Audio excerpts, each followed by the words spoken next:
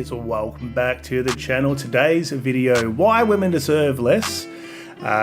It's a hit piece on Myron Gaines, so let's go and check out her review of that. If you want to watch the original, you can click in the video description. Before we do get started, guys, consider subbing, liking, sharing, all that sort of stuff that supports my channel. If you do want to support the channel further via joining the locals community, you can via the link in the video description or pinned comment, or if you'd like to talk to me, you can also book a call in.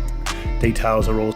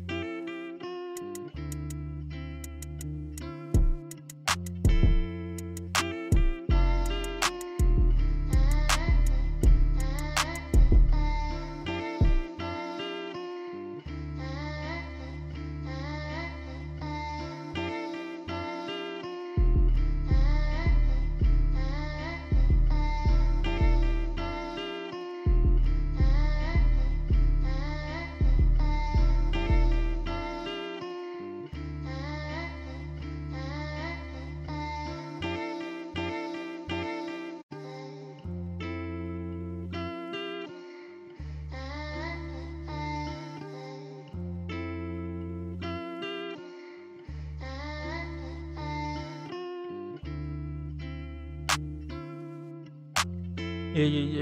Can you hear me? Can you hear me? Can you hear me? Let me know. Confirm. Can you hear me? RB Sensei back in this biatch. Let's have some fun. I'm a little late. Well, not really. I wouldn't say I'm late. Y'all want to know what I do Sunday mornings? Not that you really care. If y'all can even hear me. I go to the grocery store.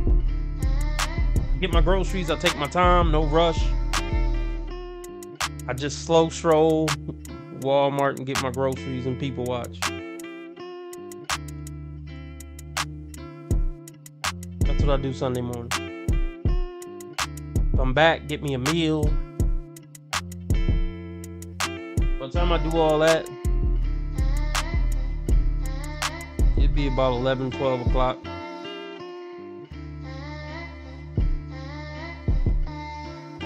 But anyway, let me make sure y'all can hear me. Hold on.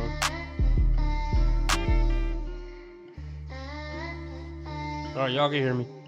So I'm gonna tell y'all a quick story, and then we're gonna get into it. If y'all want me to stay on 2 hours, I'm looking to meet a $15 live stream goal. Cash App, PayPal at the top of the chat, also in the description. Or you can do super chat, super sticker. That's the dollar symbol on the right of the chat box. Hit the like button. I did 2 exclusive episodes this weekend that you missed out on because you're not a member over here at Dating Dysfunctions channel. All you gotta do is go to Dating Dysfunctions main page and click join. $5 a month, get you 8 exclusive videos a month.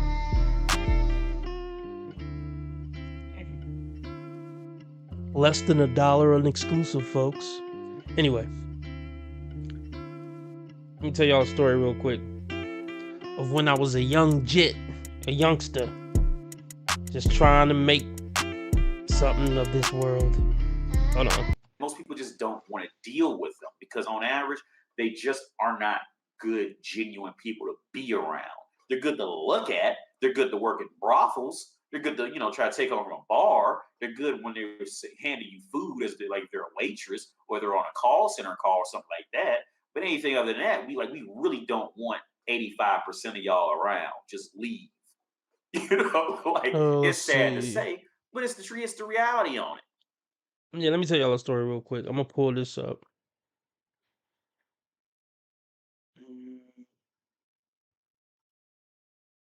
Bear with me, folks. And after going through the comments, I understand something very clearly. A lot of men.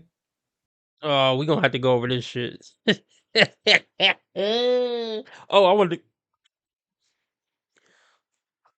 to go over this. I wanted to go over that video right here. I want to go over this video. I probably ain't gonna have time to do it this stream, but I'll probably come back on tonight. So my last video did.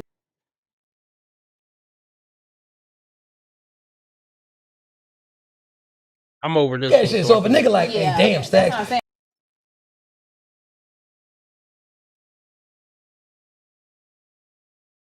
I wanted to go over this too.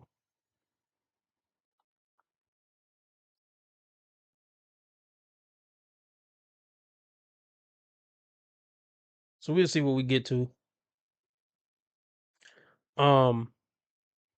Back to my story.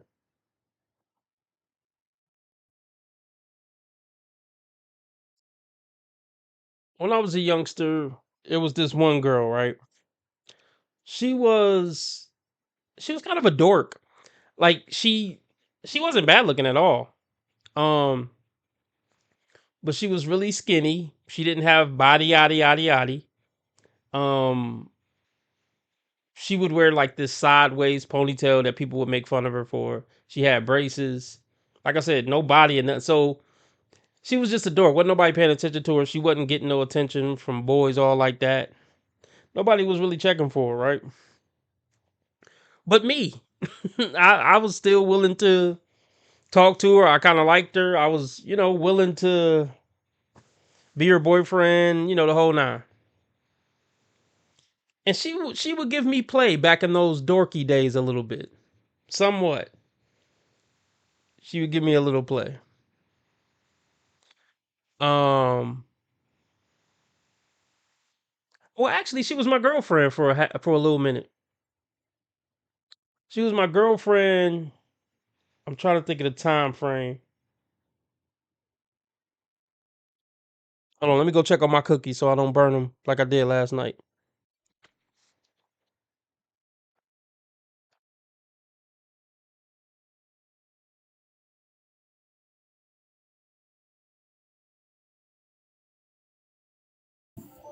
How you doing? You gotta turn your music down. I'm turning it down right now. Okay, long story short, so I'm really like not understanding what the fuck happened, but I'm just gonna give my story because I really just need a man's point of view. So long story short, I matched with this man on Hinge like a month ago. I'm like not the type of female to just give my number out to just anybody, so I talked to this dude for like 2 or 3 days on the app.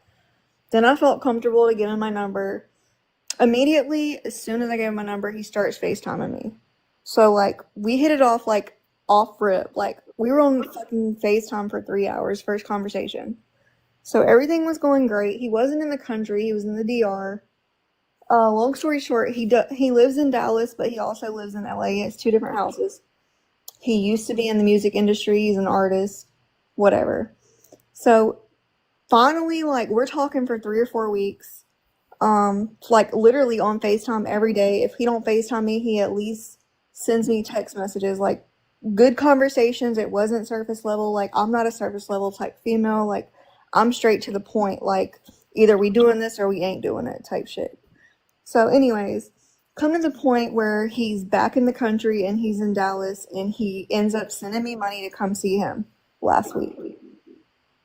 So the night before the date, we're on the FaceTime for 3 hours, having an amazing conversation. Like, he ended up falling asleep on FaceTime. I had to hang up on him. Come to the next day to go to the date. I haven't heard a word from this man, y'all. Nothing at all. Nothing. Like, what the fuck happened? Sent me money to come see him. straight for 30 days talking every single day and then just silent. It don't even make sense. Okay. Why was he in DR? He was on a trip. For what? Do you know? I never asked him. That was like the first week we talked. I mean, I kind of felt like it wasn't really my business. That's a normal question. If somebody was in DR, Vacation, I mean, yeah, but that's probably something that you should ask. Like, you're not asking.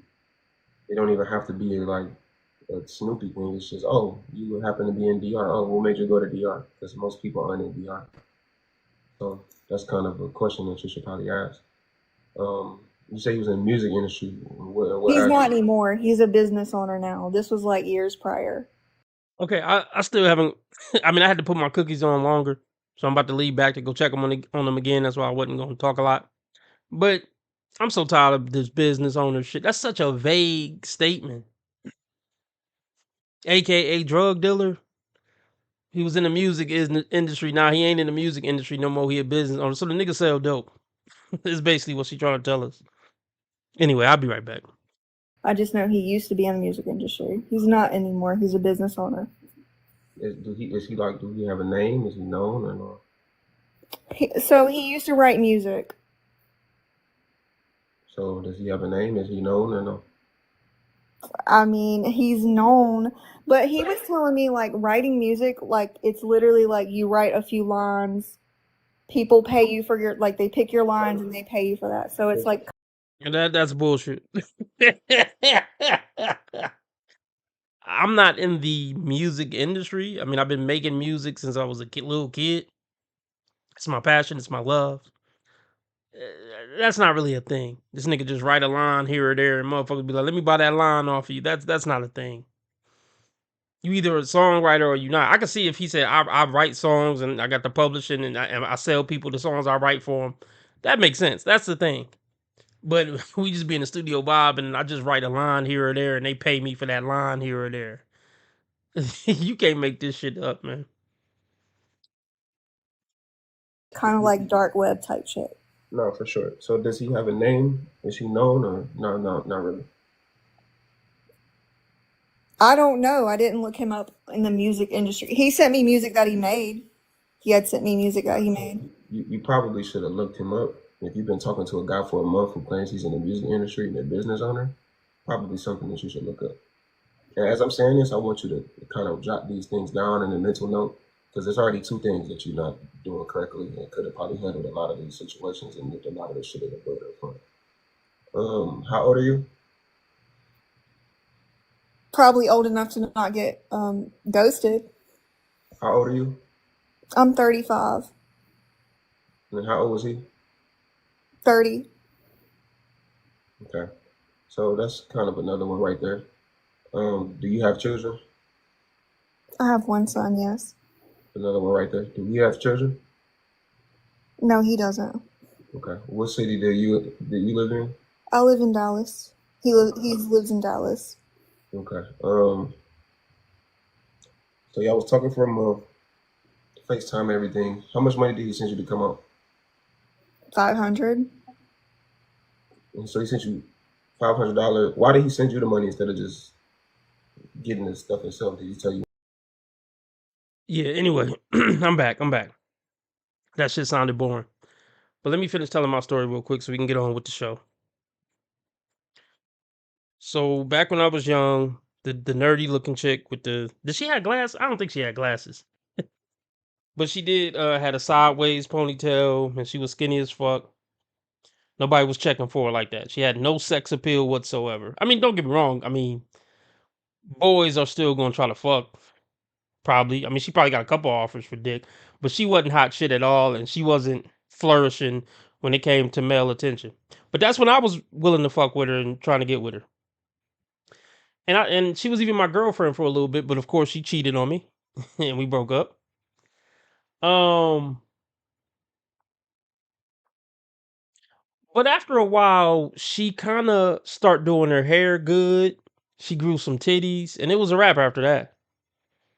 Like after she started doing her hair, and maybe she got her braces off, and she started learning how to I don't know, I guess put on makeup and wear tight revealing shirts, it was a wrap. I was non-existent at that point. The point that I'm trying to make is I saw the change in her with my own eyes of when a woman goes from not when a girl goes from not getting any male attention to getting male attention, they become completely different people. Completely different people.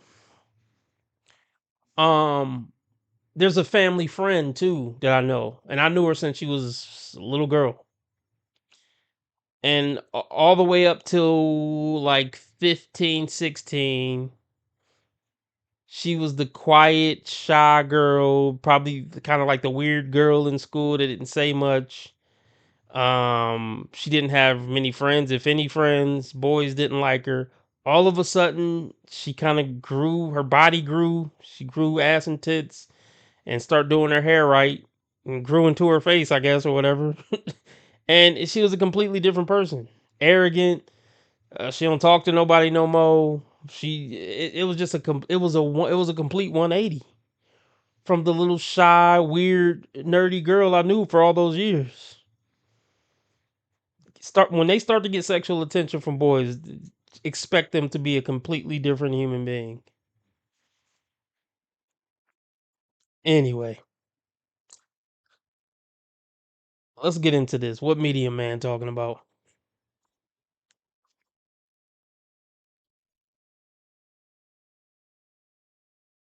Are not, and after going through the comments, I understand something very clearly. A lot of men are not high earners yet. And that's not a slight, because that's what the statistics show. But the way some of you responded, I definitely understand that you are not high earners just yet.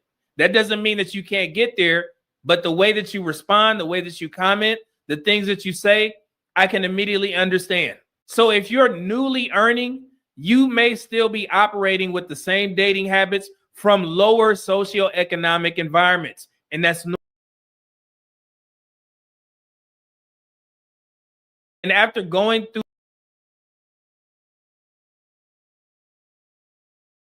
Okay, Medium Man, your setup is way nicer than mine. You way bigger than I am. But let me give you a little tip, brother. The way you started this video was horrible. I thought I started it, a minute in. Nobody knows what the fuck you're talking about if they're just discovering this video for the first time. Even the title doesn't really explain what you're talking about when it first cuts on. Just a little tip to not do that in the future. All right, back to our regularly scheduled programming. Everybody hit the like button. Get the donations up if you want me to stay on 2 hours. And that's normal, especially for black men. But once you start making a significant amount of money, your decision making has to change, bro, for your own protection. I'm telling you that now as an unk, okay? Because now you actually have something to lose, okay? And that's where vetting becomes critical. Okay, I agree with everything he said there. I definitely agree with everything he said there. I mean, yeah, you can't bottom dwell anymore once you have something to lose. All them hood rat bitches with the blue and red weave and shit, blue, half head blue, half head piss yellow. You can't fuck with them hoes no more. Who still got the big door knocker earrings with their name in the middle. Can't fuck with them hoes no more once you get some motion going.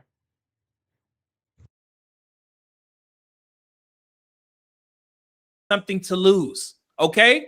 And that's where vetting becomes critical. This isn't about ego, okay? Put it aside. If I'm challenging some of your favorite content creators' talking points with stats, put your ego aside, put your alliances aside, and listen.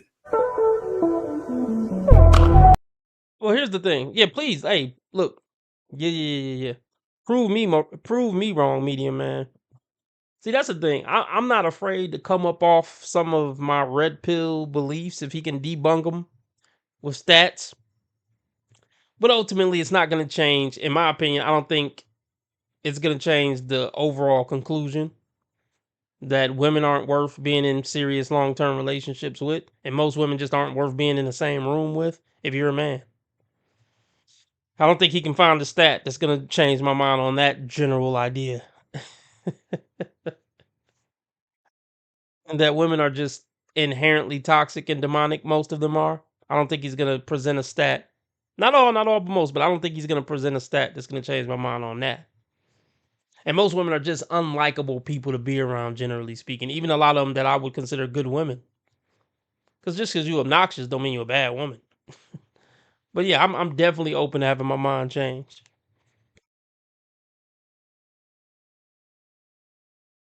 Put your alliances aside and listen.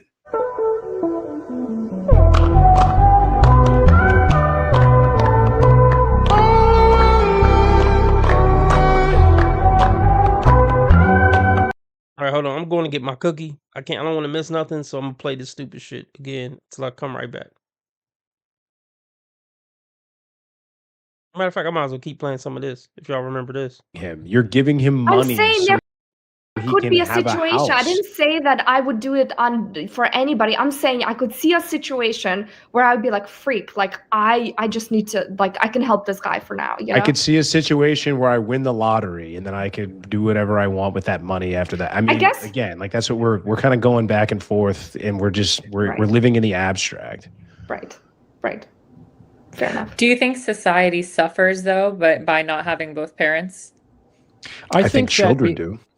Go ahead. I think that children do, but we also have to I think it's important not to completely categorically demonize divorce, because I think that it's definitely better in some situations that the parents get divorced than if they stay together. Like the sheer act of parents not getting divorced do not guarantee the well-being of the children. Lots of fucked up kids grew up in intact households that were just they were too afraid to leave, or they were too broke to leave, or they had these cultural upbringings that I just can't leave, and they lived in chaos and abuse for 2 decades. I see these people every single day.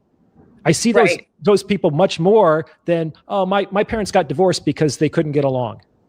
And as long as they can responsibly co-parent, those children tend to end up better than dysfunctional, intact families.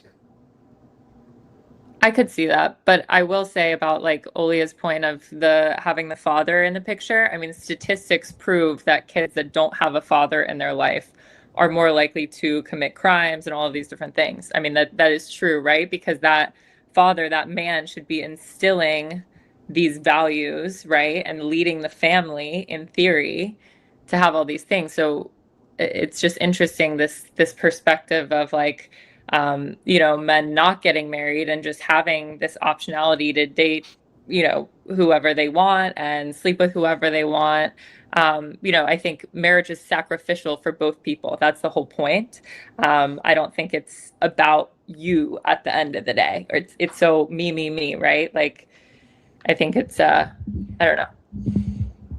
Yeah, but I don't buy into that either. I think this idea that like both parties need to sacrifice, or that there needs to be sort of this 50-50 or compromise is what makes relationships work. I think it's all nonsense.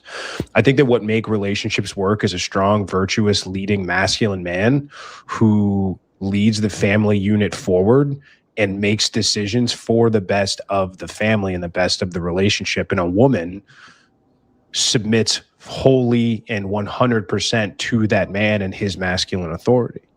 Yeah, I think that's the best way that relationships work. I think it's the way relationships have always worked. And I think only now, over the last, 50 years, since the sexual revolution and the emergence of the pill, have we started to go away from that. And I think now you're seeing the result. I think the lack of a nuclear family, I think the resulting sexual sort of freedom and this hedonism and sort of what's happening, it's only driving men and women further apart.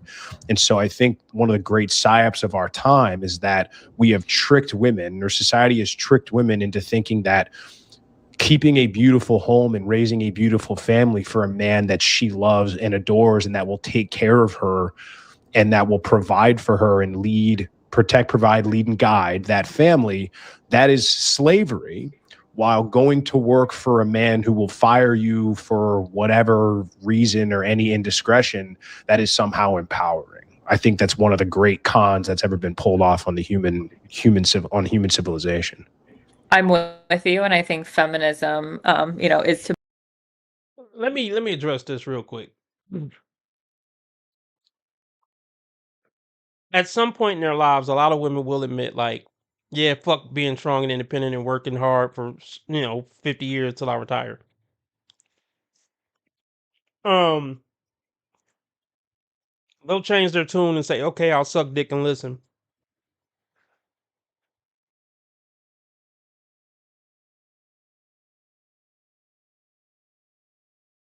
So even like the one on the bottom left, she's like, okay, yeah, I agree with you. Yeah, they agree, like, but they still don't want to submit to a man's authority. Yeah, they agree that you should protect and pay for their life. The part where it's going to get contentious is the part where he said about them submitting to his masculine authority. Yeah, there's the rub. They a lot of feminists will change their mind and be like, yeah, I don't want to work hard until I die. Yeah, I'll submit. Well, not I'll submit. I'll go along with the traditional shit. I'll cook and clean. I'm still not submitting to you, motherfucker. But I'll cook and clean. She ain't gonna say that out loud, but in her head, she's like, I still ain't submitting to this motherfucker and respecting his masculine authority. But yeah, I'll cook and clean if you pay for my life.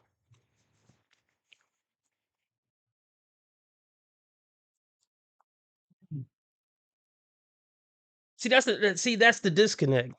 They want all the benefits of traditionalism with none of the sides they don't like. I mean, the same thing with being a strong boss babe. They wanted all the positives of being a strong boss babe, but none of the downsides. But anyway, let's go back to the other video.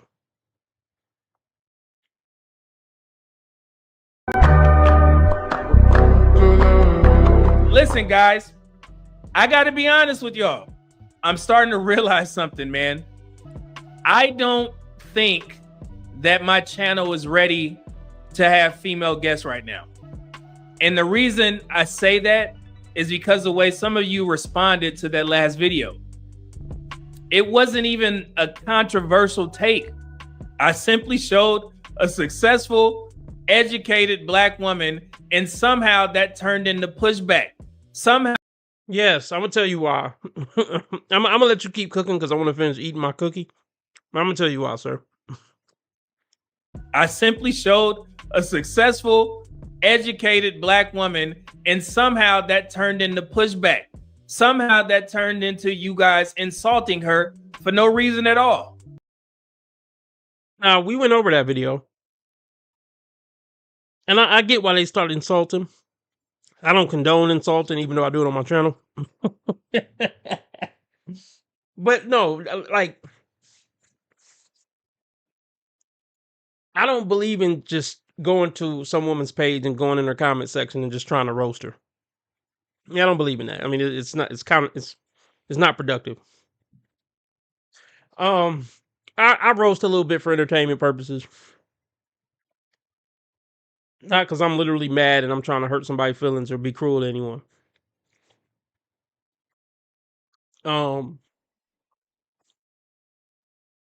So I agree with him there. But let's I'm gonna just pull up a little bit of his last video so y'all can know what I'm talking about, even though I'm sure all of y'all were here when I went over it.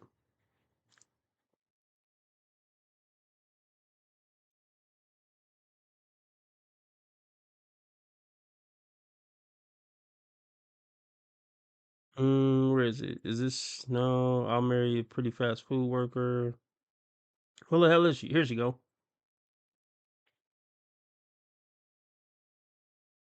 My personal experience. I think this the video he was talking about.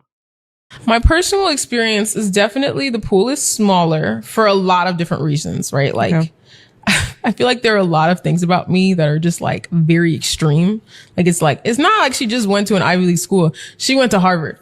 It's not like she just went to one Ivy League school. She went to two. It's not like she's just, doing whatever. She's a lawyer. It's not like she's got 5,000 followers on Instagram. She's got 400,000, it's like, what, like, it's like, whoa. Hold on. Right. Just another arrogant B-dub who's full of herself, egotistical, self-absorbed. I mean, I don't know if all these words are redundant, but y'all get my point. That's why they gave pushback. If you're talking about this video, and I believe you are. Look, let's go back to Medium Man.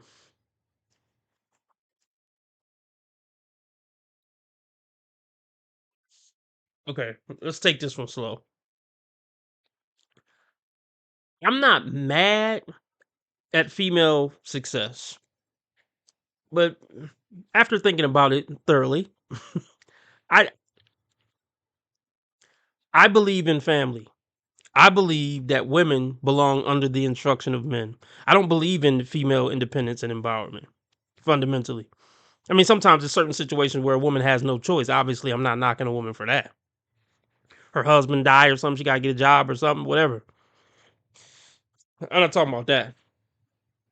I fundamentally believe society is better, women are better, and men are better. Well, it ain't even really about men, honestly. I think society is better. That's what I'm thinking about. I'm thinking about the big picture. I think society is better and women are happier and better off when they're under the authority of a decent, righteous man. I think society is way worse off when it's a bunch of strong, independent, empowered women. So on a fundamental level, I don't support female success and empowerment outside of the confines of a family. Now, if a black woman is highly successful, highly educated, and she's using that education and success to pour into a family and a legacy with a man and kids, oh yeah, I support her 100%. Yeah. But outside of that setup, nah, fuck female success and fuck female empowerment. And let me flip it a little bit. Most men aren't fit to be empowered, so fuck most male empowerment. How about that? Just so it don't seem sexist. I mean, yeah, I don't respect most men in power. I don't think they deserve. I mean, let me not say deserve because they probably work for it. They're not fit for the position to be empowered, whether they worked for it or not. So it's a lot. I don't respect a lot of men being empowered.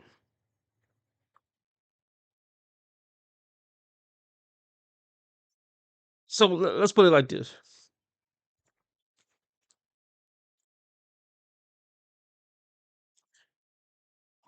Let's say 20% of men on this planet run the world.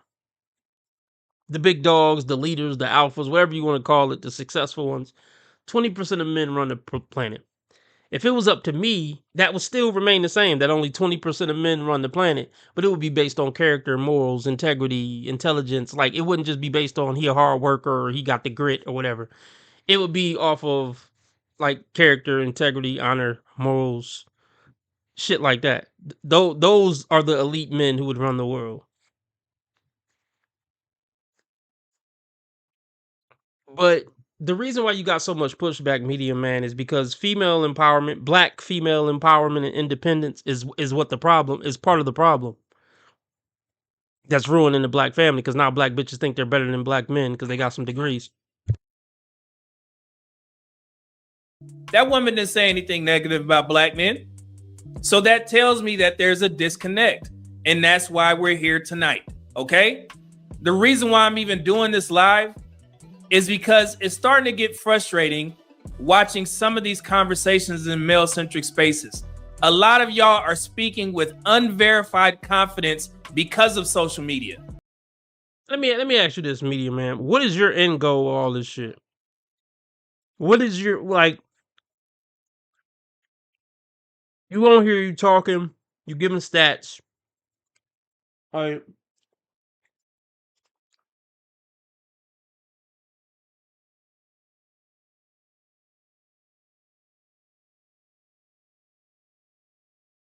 You talk about the black image and all that.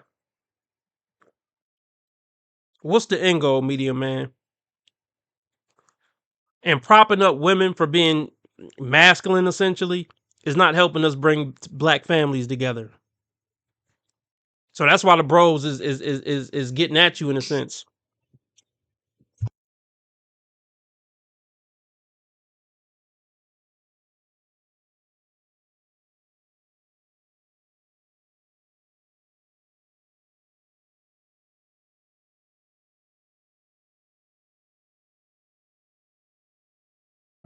and not from actual experience, and definitely not from data. Okay?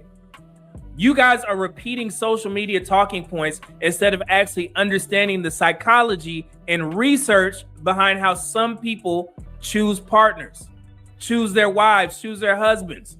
And this matters because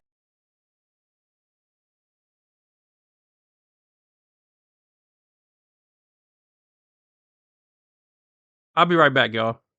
I'll be right back. I want to break down everything he's saying, so that's why I don't want to miss nothing. So I'm gonna play this other video some more until I get back within minutes.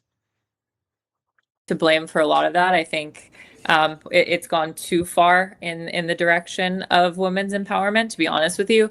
At the same time, if a woman is following a man, how can she trust that man's going to lead her if he's sleeping around with all these people? Right. Well, That's I mean, why there's a marriage. couple of That's why reasons, there's like- this commitment. Well, I mean, I don't know how much time we have, but men and women view sex very differently than one another. So For sure. men can easily and without much conscience sleep around with multiple women and then go back to his wife and kids and think nothing of it. They have very short memories when it comes to sexual relationships or sex with women that they really don't care about that much. Women sort of work the complete opposite. Women generally are not sleeping with men that they don't have some sort of emotional response to, or that they don't have some sort of interest in beyond simply sex. Men can do that, and men have done that. I mean, forever. Men. We are not a monogamous people. We never have been since the dawn of time. And it's only because we live in a feminized world and a feminized society where anything that is expressly good for women, even at the expense for men, is good. And anything that's good for men at the expense of women or otherwise is inherently bad. See, the same mechanism that causes women to want to settle down with one guy and find the best guy she can possibly get, that same biological drive, the inverse of that is men want to spread seed far and wide, right? Like women want to have one guy, men want to have every woman. Yeah. I'm back. I forgot to talk about the title of the stream. 3 reasons women hate men. One reason they pick bad boys and have a bunch of bad experiences with men who they knew were bad from the jump, and then they label all men shitty. Pick the worst men treat you bad, and then you call all men terrible. That's one reason women hate men. See if I can remember what I thought of. The second reason is they're jealous of men. They're not smart as us, not competent as us, not funny as us. The list goes on. And they hate us for it. They hate us because they ain't us. That's another reason that women hate men. The third reason that women hate men is the third reason that women hate and resent men.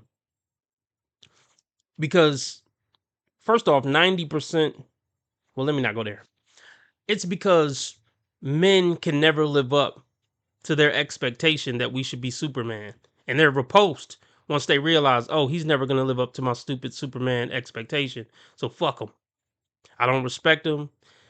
He don't deserve respect. I hate him because he can't be what I think men should be, even though that was never going to be a realistic standard from the jump, because we're flawed humans.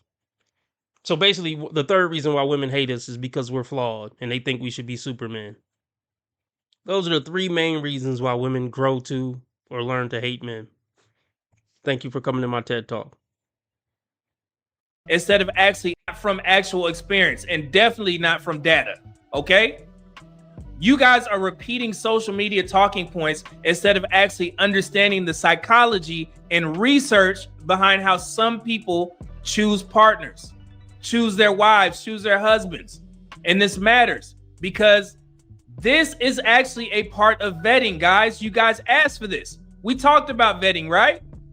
But if your mindset is, I'll marry whoever as long as she's nice, you're not vetting. You're actually setting yourselves up. Okay, that whole I'll marry the McDonald's worker if she's feminine narrative, I hate it. Even if you guys are trying to use it as a metaphor, I hate it. Y'all keep saying it's, saying that like it's noble. like you're doing charity work. Okay? But marriage, especially for a high earning man, is not random. Okay? And it's not emotional like that, like you saving some woman like that Jennifer Lopez movie Enough, taking the waitress and then swinging on her. This ain't that, bro. Okay? Marriage and the woman that you choose to settle down with, it's calculated. It's about alignment. It's about lifestyle, education, environment, long-term compatibility. And that's not me talking. That's what the research has shown for over decades, okay? Assortative. I mean, I agree. I mean, he's specifically talking to a certain percentage of men. Let's just say top 20 percenters. He's talking to top 20 percenters, telling them they shouldn't just date the McDonald's worker because she's nice. He's saying I think he's saying you should vet the woman and make sure she comes from a good family, an educated family, and she's educated and she has a good career. And there's some truth to that. It's basically saying don't be a bottom dweller just because a bitch cute and willing to smile at you. And I would agree. I would agree. So I don't got much pushback on what he said so far. Mating. People match across. Okay?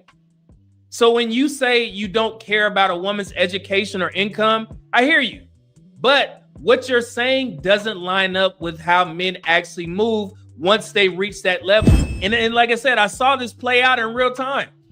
Any given Sunday, the woman who I did the video on, she was successful, in shape, natural, disciplined, 2 Ivy League degrees, a lawyer, built her own platform, and it's a clean brand. See, this dude, you sounding green, media man, Smedium man. Come on, hey, if you ever see this video, medium man, I hope you don't take too much offense at Smedium man. Just a little jokey joke, you know? It's no beef. And I don't like when people roast and shit, but I look, I'm the most sensitive man in the world when it comes to getting roasted. And I wouldn't get offended if I wore tight shirts all the time and the motherfucker on the internet called me Smedium man. I would find that shit funny. I wouldn't get offended by it. Now, and I also want to point out the difference of a nigga calling you Smedium man reviewing one of your YouTube videos versus me actually being in the presence of Smedium man and calling him Smedium man. Now, some people say, well, yeah, you ain't gonna call him Smedium man to his face because he got muscles. No, that's not why I wouldn't call him that to his face. It just would be rude, you know? Is it rude on the internet? The internet don't count. But anyway, he's sounding a little green. Bro, I don't care if she built a clean brand on Instagram. Content creators don't make good wives. Self-absorbed content creators. You can just tell that she's absolutely in love with herself. She's a fucking narcissist, media man. You got any stats on that, bro? Everything ain't about a stat. Everything ain't about a stat. I like stats. But everything can't be quantified into a stat. Smedium man. This woman is not relationship material. I don't care how many degrees she has. Now, okay, let's break this down. Should men care about... Okay, I get the point he was making. Don't bottom dwell. You know, you have a higher chance of the marriage working out if y'all equally yoked and she got something going on and you got something going on. I get it. So let me give you guys a different angle of what men mean when they say, I don't care about a woman's career and degree. On one end, I do. Like, okay, you got 2 degrees. Let's just say the first date or two, right? And I find out, oh, you graduated Harvard? Impressive. Oh, 2 Ivy League schools. Okay, nice. Oh, you got a career? Okay. You built a brand online? That would be first off, that would just be a huge red flag. That might be a deal breaker. Oh, you got a huge online brand on Instagram? See, he's acting like just because a bitch ain't busting it open on Instagram that it's good that she's an Instagram influencer. No, it's still bad. Not as bad, but still bad. But let's just say I gave that a pass. Okay, cool. Graduated 2 Ivy League schools, built a successful Instagram brand. All right, cool. And let's say, I'm making 6 figures doing whatever I'm doing. So I could say to myself, cool, I don't got a bottom dwelling bitch. But that's where the care ends. After I made that first assessment and she told me where she graduated and what she got going on, cool. I cared enough for that to be something I considered when deciding if I should move forward or not. But after that, I don't give a fuck anymore. Are you going to be sweet, feminine, submissive? That's all I care about after the initial metric check. After she check off the boxes of having something going on for herself, I don't care about it anymore for the rest of the relationship. It's just something going on in the background that I ain't thinking about. Cause her Ivy League degrees and careers and shit is not gonna help her be a better wife to me and our kids. It'll help us financially. But see, that's what these motherfuckers don't get. Like, I'm not saying money don't count.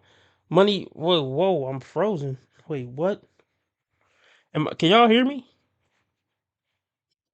Can y'all hear me? Or oh, I think Mr. David thinks I'm. Wait, what? Oh, that's not me, David. I'm going over this guy in the Taz video.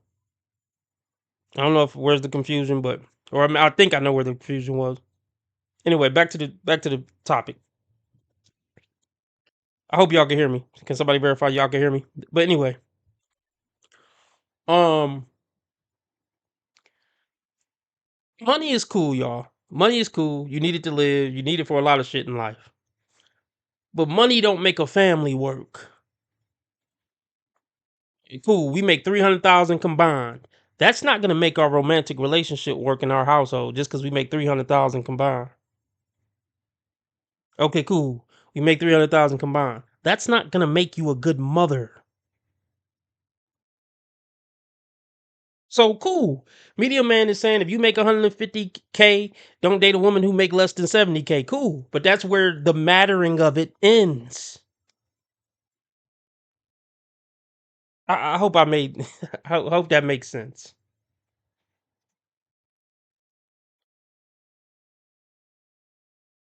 Let me give a quick analogy. Quick analogy. I'm glad to have you, David. Glad to have you here. Um, Let me make a quick analogy. So let's say a woman says, before I date a dude, he gotta have his own apartment at least and his own car. And she go on a date with a dude and she realizes or she learns that okay, cool. He got his own place, he don't got no roommates, and he got his own car. She doesn't care about that shit anymore. She cared about it as the initial check off, but once the initial check off is done, she never thinks about it again. 3 months in, she not just like, hey babe, I'm so glad you got your own car. No, she never gonna think about that shit again. The fact that he has a car. It was just a prerequisite. And him having his own car ain't gonna make the relationship work. Him having his own apartment ain't gonna make the relationship work. It ain't gonna make him a good leader. It ain't gonna make him a good father. It ain't gonna make him emotionally intelligent. So that's what men mean when they say we don't give a fuck about your career and your degrees. Not that it just doesn't matter whatsoever, but it's an afterthought once you check the box off. I hope I explained that for you, it's medium man.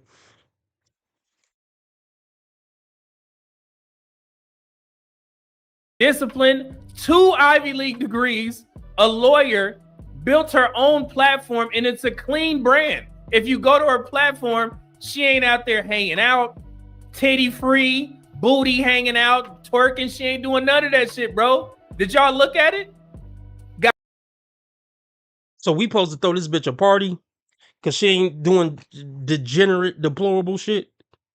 So what that means, medium man? That she's marriage material because she ain't twerking, titty free. You know what? I got a meme for this. I gotta find it.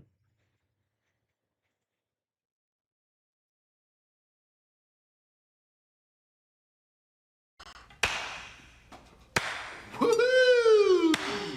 Yes! Wow! Congratulations.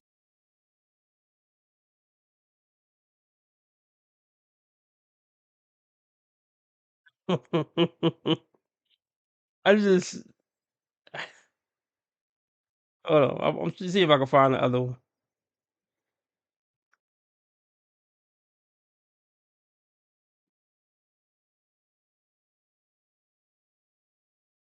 All right, I'm just gonna move on because I don't feel like looking for the other shit.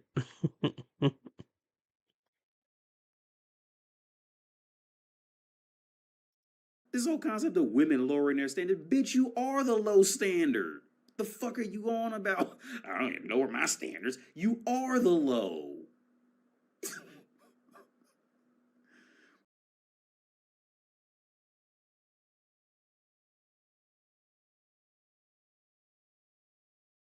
She ain't out there hanging out, titty free, booty hanging out, twerking. She ain't doing none of that shit, bro. Did y'all look at it?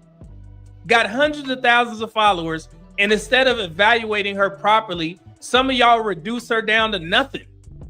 I heard people saying, talking about her education doesn't matter. Somebody even called Harvard a party school now. Like it doesn't matter. Are y'all serious? Media man, how is it gonna make her a better wife, bro? Other than the money that it's gonna bring the family, how's it gonna contribute to the family unit? Why are you so frustrated, media man? Look, whatever. Let's get back into it. Harvard a party school now. Like it doesn't matter. Are y'all serious? God, dog. And what's crazy is you don't even have to like her personality, and that's fair. But she was asked a question. She was asked a question on the podcast, and she answered. But acting like her accomplishments don't matter, that tells me you don't understand the pool that she's in, and you're not in that same pool. Because high-earning men absolutely understand her position. They're in the same environments. They're in the same circles. They, same level of investment. Bro, but that don't get a dick hard. I mean, not that it's all about what get your dick hard, but that men aren't attracted to degrees and accomplishment in women. And that's what assortative mating is all about. Now, could you ask why she didn't get married earlier? Sure. Absolutely, you can ask that question. But then you have to look at the data, especially for who? Black Americans. Most people in our community are not getting married in college.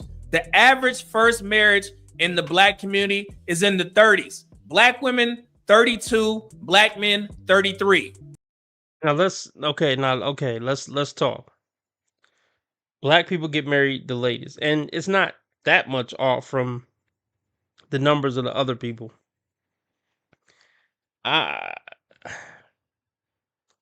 They say that marriages last longer when people get married in their late 20s. I guess my thing is, what the fuck were they doing from 18 to 28? And how was anything they were doing from 18 to 28 gonna make them a better wife or husband from 28 to 88? And that's my only question. I'll go against the stats here. Or, well, maybe I'll go against the stats a bit. I think that men and women were meant to be with one person their whole life. I don't believe, I believe that young people should get together. They don't have to get married. I think young people should get together early and figure out how to coexist with another human in a romantic relationship pretty early. Um, um, and even if, okay, let's say let's say a 16-year-old girl, gets in a relationship with her, whatever, 18-year-old boyfriend, 16-year-old boyfriend, and they try to make a relationship work and build a life together. And hey, let's say it don't work out by the time they turn 22. Fine, she's still young. She learned some things, hopefully, from that relationship. And this is like a worst case scenario. And she get with the next guy, and it works out with the next guy, or one of those first three guys.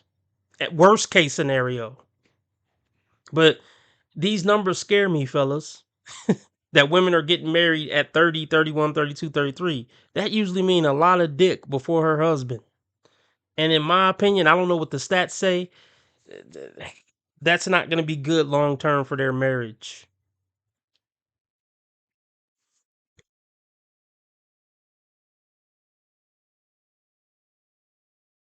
in the black community is in the 30s. Black women, 32, black men, 33. So now that she's being proactive and asking questions, positioning herself, that's actually what she's supposed to do. This nigga in his feelings. Shout out to him. I got some respect for Media Man. Intelligent brother. Seem like he can keep his body together. I got some respect for the brother. I do. But I just feel like he don't get it. Bro, what has she been doing? See, and this is why my channel and other channels like mine are important. Shout out to, I'm trying to think who was kind of like me. Shout out to AD. Shout out to Hadan. I like Hadan's takes. The name of his channel is Peace of Mind. So if you type in like Peace of Mind MGTOW, he'll pop up. It's like a blonde cartoon dude. So fuck was I about to say? Yeah, okay. Media Man, are you not considering what she's been doing? See, he's believing the lie of, oh, she was just focused on school and career since she was 15. This woman like 30, what did he say? 34, 33, 34. So do you believe, Media Man, she was just being a good wholesome school girl? Just focusing on books. She kept her head in the books and her pussy in her pants. Is that what you think happened from 15 to 34, Media Man?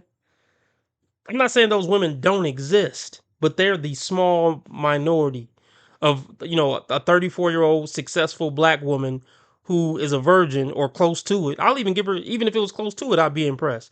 She, had a couple bad relationships, shit happened, we can give her grace. But that's not the case in 90% of the time. What are the chances that this woman hasn't at least had 5 sexual partners since 15? Whatever. I don't know. I don't know what's up with this guy. Shout out to him though. I respect him, but I don't know what's up with him. Men, 33. So now that she's being proactive and asking questions, positioning herself, that's actually what she's supposed to do. Okay? But instead, I'm seeing criticism that sounds more like hate than logic.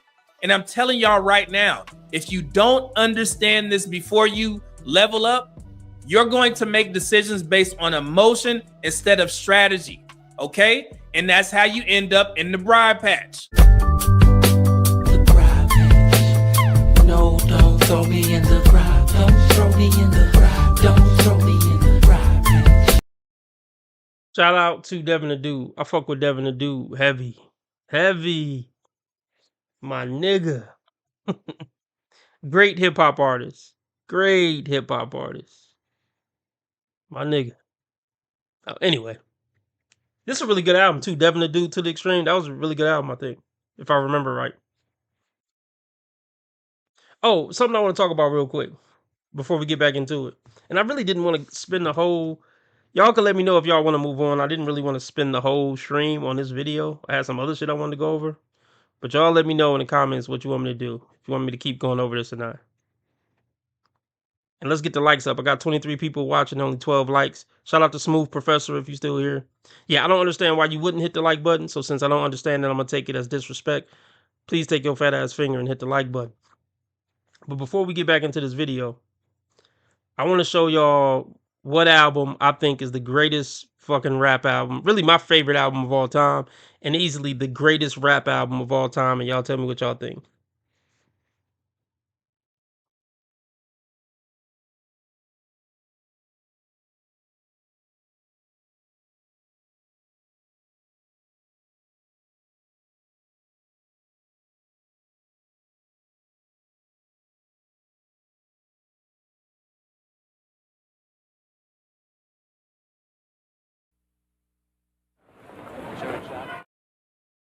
Greatest rap album of all time, bar none.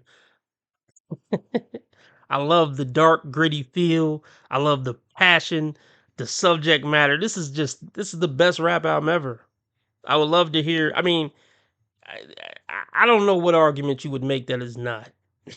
Honestly, I mean, you don't have to agree with me, but I just feel like anybody in their right hip hop mind would be like, yeah, I see. I could respect that opinion. I can see where you're coming from.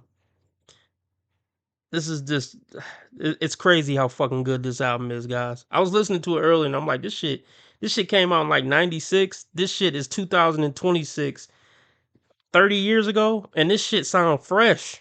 It don't sound dated or nothing. I'm like, this shit was still getting me hyped. 3 decades later, I was hyped listening to this shit like the first time I ever heard it. Seriously, if I go a while without listening to this album, which I've went periods where I haven't listened to it in a while for whatever reason. When I listen to the shit again, the shit sound like it just came out. I get hyped for this shit like I just ripped the package and I'm listening to it for the first time. So I would love to know what y'all think about this album. But anyway, back to the video. End up in the briar patch. You know what I'm saying? Shout out to Devin the Dude. So tonight, we actually going to break this all the way down. The data, the psychology, and the reality, behind how this actually works. Because this isn't about my opinion, man. This is about outcomes. And, and after going through the comments, I understand something very clearly. A lot of men are not high earners yet. I understand. Well, I'm gonna talk about that real quick. Illmatic. Well, I'm gonna talk about what Media Man just said, but Edwin says Illmatic is the greatest rap album of all time. I respect that. I respect that as a pick. But do you not respect my pick as Machiavelli? Shout out to Illmatic though. Yeah, Illmatic is a great entry if that's your choice for greatest rap album of all time. But back to what Media Man just said. Most men will never be high earners. I don't know if people get that or not. Look, most men will never make 100K a year their whole life for one reason or another. It's not a matter of yet. But I get what he's trying to do. He's trying to speak life into the black man, and he should. But I just want to throw that out there. A lot of men are not high earners yet. I understand that now. And that's not a slight, because that's what the statistics show. But the way some of you responded, I definitely understand that you are not high earners just yet.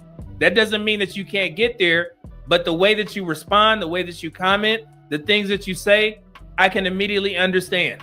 Okay? So this concept, it may be foreign to you, or you may be actually making good money now, but it's new. And y'all remember what Kevin Samuel said about his high value principles, his high value earnings? It isn't about a moment. It's about sustaining that income for about a 3 to 5 year period or more. Okay? So if you're newly earning, you may still be operating with the same dating habits from lower socioeconomic environments. And that's normal, especially for black men. But once you start making a significant amount of money, your decision-making has to change, bro, for your own protection. I'm telling you that now as an unk, okay? Because now you actually have something to lose, okay? And that's where vetting becomes critical. This isn't about ego, okay? Put it aside. If I'm challenging some of your favorite content creators' talking points with stats, put your ego aside, put your alliances aside, and listen. This is strictly about alignment, risk management. Y'all know where I work, okay? I've been in the public health field for a while now, almost 22 years, okay? This is about long-term outcomes backed by real research, books, and observable patterns, okay? So if you plan on leveling up as a man, you need to understand how partner selection changes at higher levels, especially when it comes to marriage, bro. Because at that point, that shit is not primarily emotional. It's strategic, okay? And me knowing that only 15% of married couples have prenuptial agreements, I know that y'all need to understand this more than anything, because the majority of y'all ain't gonna ask for a prenup. You can just run in head first with the McDonald's worker, and she gonna take all your shit because she got a big butt and a smile. Never trust a big butt and a smile. That girl is poison. And that's what y'all do. I'm trying to help you, and you guys pushing back. Nah, man, the the McDonald's worker is just a metaphor. I don't care. It was just a comment. Dude say, I'll take a McDonald's worker making 25K if she's responsible, soft, respectful, and sweet. I don't care about your law degree or money. I'm gonna pay all the house bills and she can keep her money. Oh gosh. Okay. Like once again, I get what he's saying as far as responsible, sweet, this and that. Most men's, regardless of what Media Man is saying. Okay. What he said at the beginning of the video is, a lot of these guys in the comments must not make that much if they talking like this. Which I understand where he's coming from. But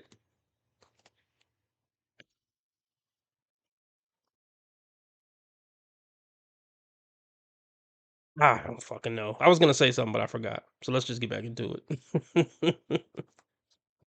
I don't know if that's a troll, but that brother made 23 comments on my page prior. Okay, so he been there for a while. So I don't think a troll would keep coming back and making stuff. So that's actually a real man.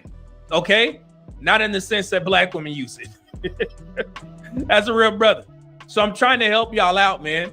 And again, if it challenges some of your favorite content creators' ideologies, so be it. Y'all know what my platform is about. Statistics and data first. Okay? I wouldn't try and steer y'all wrong by telling you that, yes, a woman's education level and her income matters. Lord have mercy. God, dog. It seemed like y'all trying to give your money away. I know what I was going to say. Now, let's go back to his comment. I know me and T. Orlando are on this same page. So, okay.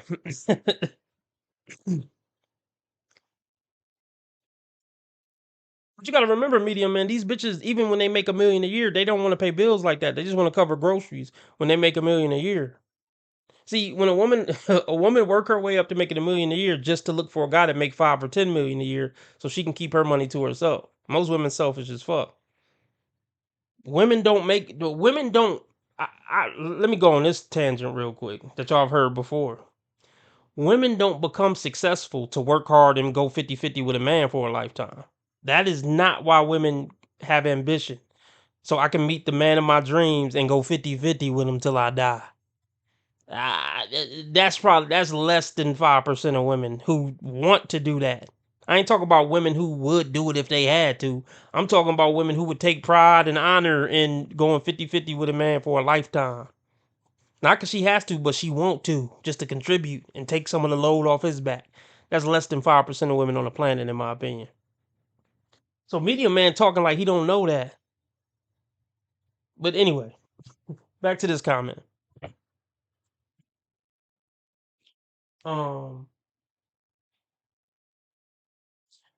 I'll take a McDonald's worker making 25K if she's responsible, soft, respectful, and sweet. Which I think most men would. I don't care about your law degree or money. I think most men agree with that. I'll pay all the house bills and she can keep her money. This provider shit. Let's just talk. Let's try to take it slow. This provider shit.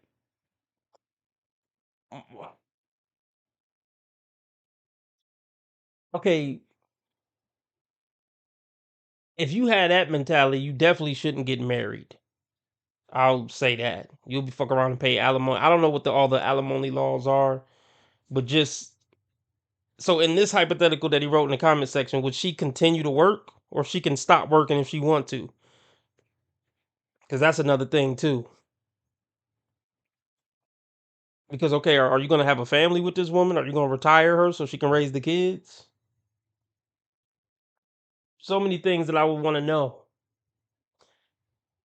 Usually the type of man that would say a comment like this makes a certain amount. He probably makes 6 figures, this dude who wrote this, I'm guessing. Because let's just be honest about what reality is. Most men can't afford for their woman to keep their money and he just pay all the bills. Most men make 60, 70K and that ain't shit these days. That's 50, 55K after taxes at best. That's not my wife can work and keep the money to herself type of money. So as cute as this sound, this don't apply to most men, flat out. And sweet. I don't care about your law degree or money. I'm gonna pay all the house bills and she can keep her money. I don't know if that's a troll, but that brother made 23 comments on my page prior. Okay, so he been there for a while. So I don't think a troll would keep coming back and making stuff. So that's actually a real man. Okay, not in the sense that black women use it. That's a real brother. So I'm trying to help y'all out, man. And again, if it challenges some of your favorite content creators' ideologies, so be it. Y'all know what my platform is about. Statistics and data first. Okay? I wouldn't try and steer y'all wrong by telling you that, yes, a woman's education level and her income matters. Lord have mercy. God. Strategies is a term that I coined to describe bad advice being pushed in male-centric social media spaces, okay? Because again, the common narrative, and you guys have all agreed, I'll just marry the McDonald's worker as long as she's nice and feminine, metaphor or not, okay? And again, for black men, that sounds good emotionally, but in reality, that mindset can set you up to get taken to the briar patch. No, don't throw me. All right. You don't want to be in the briar patch. And what I mean by that is, you know, bad outcomes in long-term relationships, including financial losses and divorce. And again, the problem is that the advice ignores how relationships actually form. Sometimes certain content creators that you guys listen to, they might come off as pandering to men, a man pandering to men, because it's making you feel comfortable, okay? And that's a little bit of blue pill ideology. Blue pill is comfortable, okay? All right, let's move on. If you appreciate the content, please donate. Cash App is pinned to the top of the chat. PayPal is at the top of the chat, but you probably don't feel like scrolling, so it's also in the description. Or you can do super chat, super sticker. That's the dollar symbol on the right of the chat box. Let's move on, because I want to go over this goofy ass shit.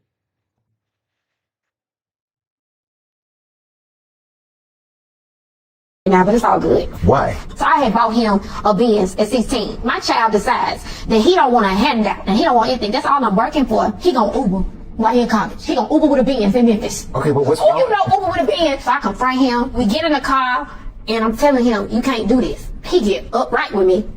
So all I know is I'm like, pop, pop, pop. I'm telling him like, are you crazy? And then I take the car and I ran into a fence and knocked down whoever fence. We still ain't went to jail. All because he wants. Do y'all hear this shit? Do y'all hear this shit? She's talking about her son. I think he's 19, 20, 21 now or something. But she's talking about back when he was 16, I guess. She bought him a Benz. And he said, no, I don't want a handout. I want to be a man. I want to work for what I got. I don't want my mama just taking care of me like I'm a baby. And she got upset with this. He stood up for himself as a young man, as sometimes you got to do to your mama, even when you're a young man. Not disrespectful, but just, stand up for yourself a little bit. And she assaulted him. She's on a podcast talking about how she assaulted her son because he wanted to Uber and be his own man and make his own money. And then she crashed into somebody's fence. And she's saying this like it's no problem. She's very cavalier about it. Black women are the worst. American FBA women are the worst mothers on the fucking planet. I'm stamping it. I mean, Tommy Sotomayor always said it, but I'm saying it again. I'm seconding it. I'm putting my stamp on it too. Black American women are the worst mothers on the planet. She assaulted her son because he wanted to be his own man and be responsible. Wow. And then crashed in somebody's car. Or no, and then crashed her car into somebody's fence and they ain't went to jail for it. And she probably ain't paid for it either. Horrible, horrible people. And this is the same woman I think that said, oh, I don't think men are good people because they cheat. And then the interviewer asked her 5 minutes later, well, have you ever cheated? And she said, yeah. horrible human being here. Let's start it over.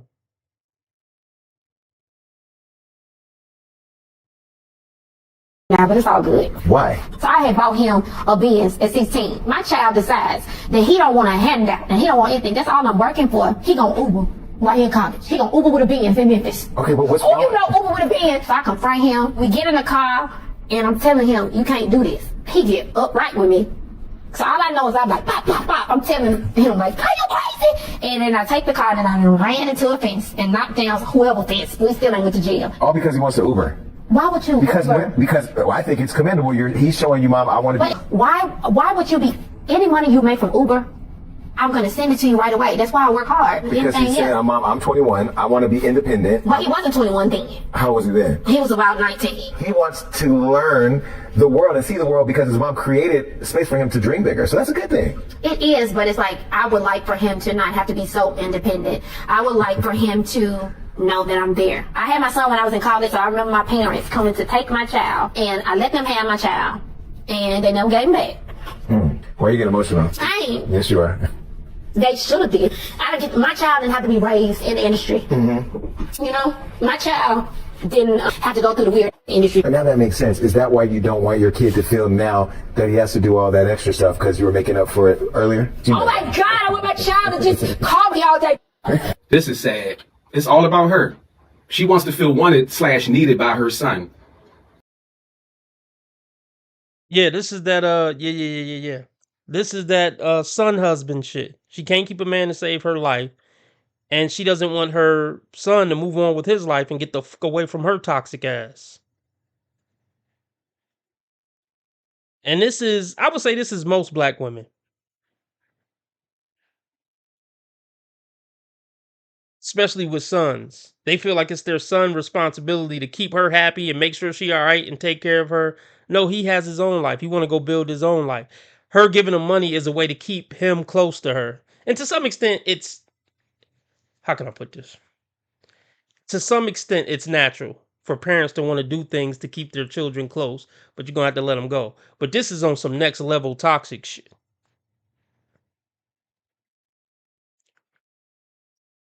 I'll tell you, okay, let me say this.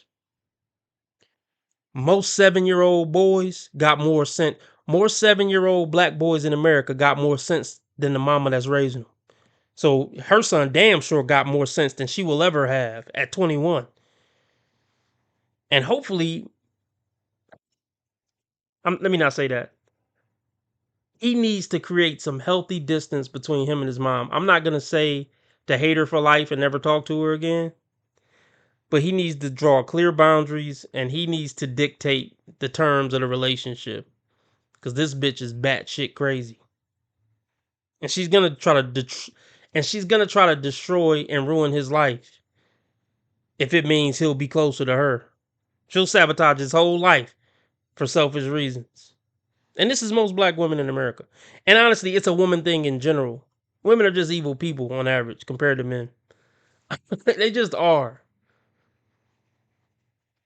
And it's that, like, this toxic mother shit, it's not just with black women, but like with everything else, it's going to be worse in the black community. And not because black people are inherently bad. It's a whole thing. It's not because black people were born that way. It's the culture and environment.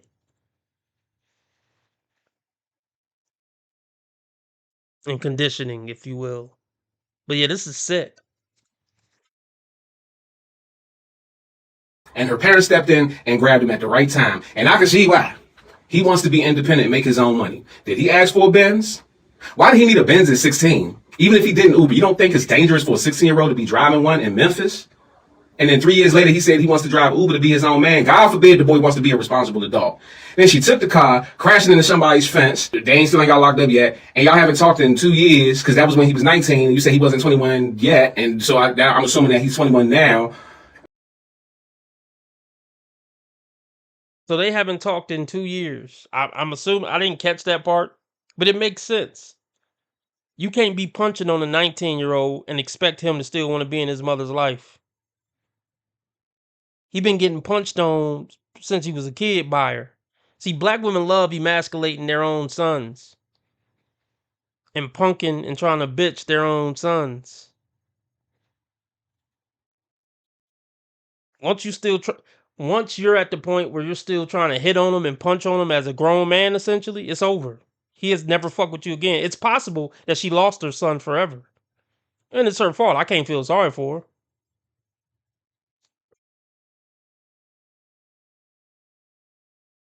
Wrong for not wanting her to give him handouts. The lack of accountability is crackhead strong. I don't have any kids that I know of.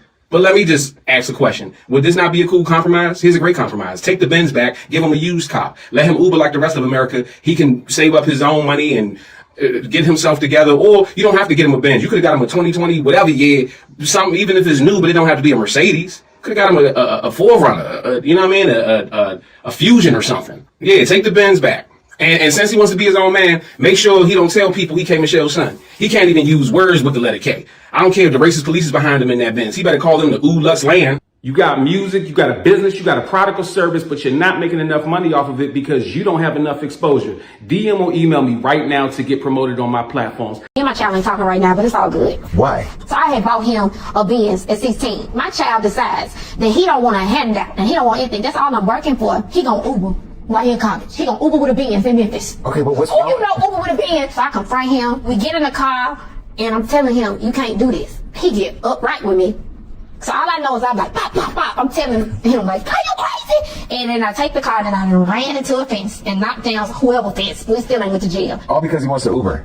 Why would you Uber? Because well, I think it's commendable. He's showing you, Mom, I want to be. Why would you be, any money you make from Uber, I'm going to send it to you right away. That's why I work hard. Because he's saying, Mom, I'm 21. I want to be independent. But he wasn't 21 then. How was he then? He was about 19. He wants to learn the world and see the world because his mom created space for him to dream bigger. So that's a good thing. It is, but it's like, I would like for him to not have to be so independent. I would like for him to know that I'm there. I had my son when I was in college, so I remember my parents coming to take my child, and I let them have my child, and they never gave him back.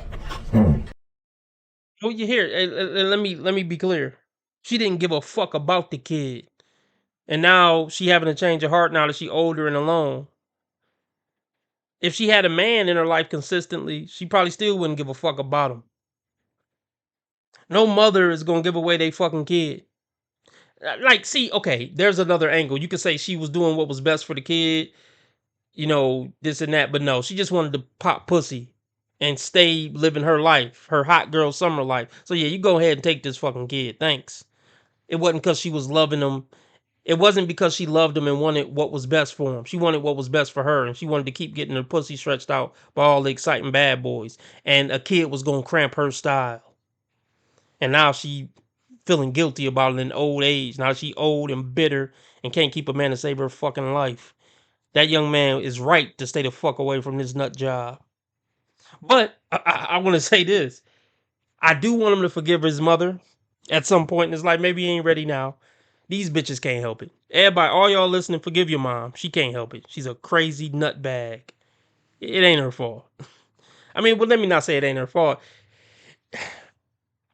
It's not about fault at a certain point. When you grow and mature as a human, fuck who fault it was. I forgive you, Mom. I forgive you. I'm not mad at you. I forgive you. Maybe you could help it. Maybe you couldn't. But at this point, it don't matter no more. I forgive you. I'll call you on holidays. God bless you. I don't wish no ill on you. I forgive you for everything I think you did to me. Hopefully you'll forgive me for everything you think I've done to you. And let's just move on with life. Holding grudges and being bitter about shit, it ain't no point, folks. It ain't gonna do nothing for you in this lifetime. It really isn't. You might as well just let that shit go. Whatever you hold on to, third grade teacher you ain't like that said you would never be shit, just let it go. Forgive them and just move on. Most of these pieces of shit humans, they just can't help it. They don't have the tools to be decent human beings. Most people don't. They don't have the mental and emotional tools to be a good person, even if they wanted to be one. That'll help you forgive them. Let's move on.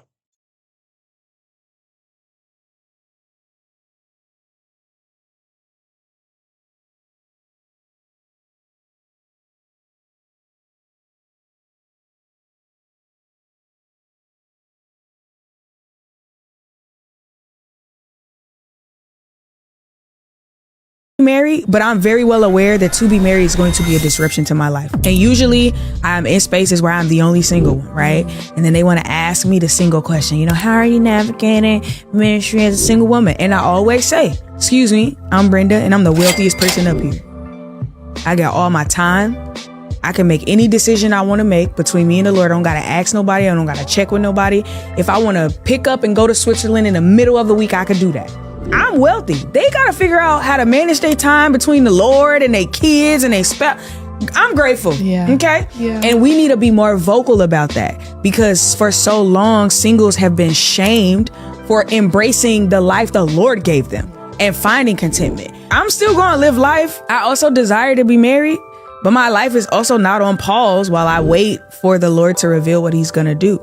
You know, and so I think there is a way I can pray for my husband. I can pray that God continues to build me to become a wife and that I am prepared for what I'm praying for. But if he doesn't see fit to give it to me, my life ain't gonna crumble. It's still gonna be full. I have really great relationships and friendships. Do I desire that? Yeah, but I'm not entitled to it. And so I think it's a journey with the Holy Spirit. Like deal with the parts of me that feel betrayed because I don't have it. I want to be married, but I'm very well aware that to be married is going to be a disruption to my life. And usually I'm in spaces where I'm the... She's not a wife. Yeah. She's not a wife right now. And she's not in tune with God's purpose for her. Like, roll with me. Like, I get it. Everybody wasn't meant to be married. And I think it even says something like that in the Bible. Matter of fact, let me Google it.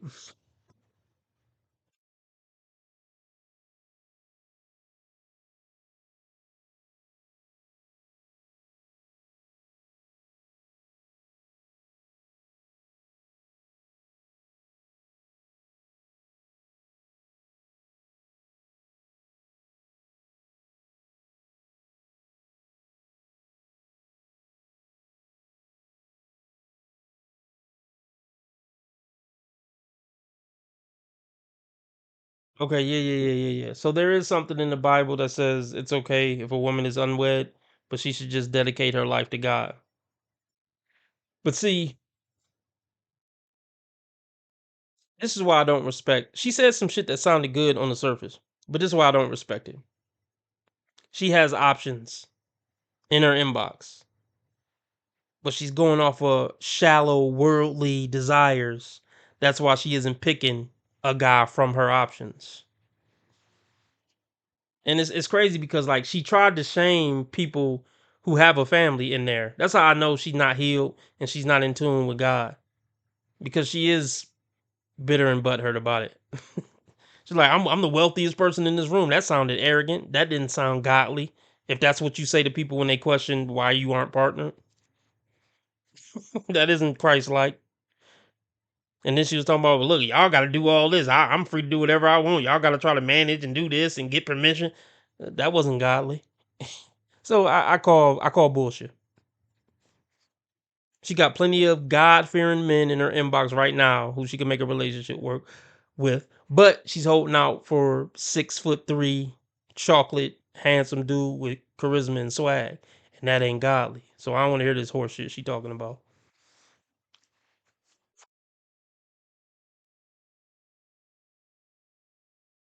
Things like talk over him, not.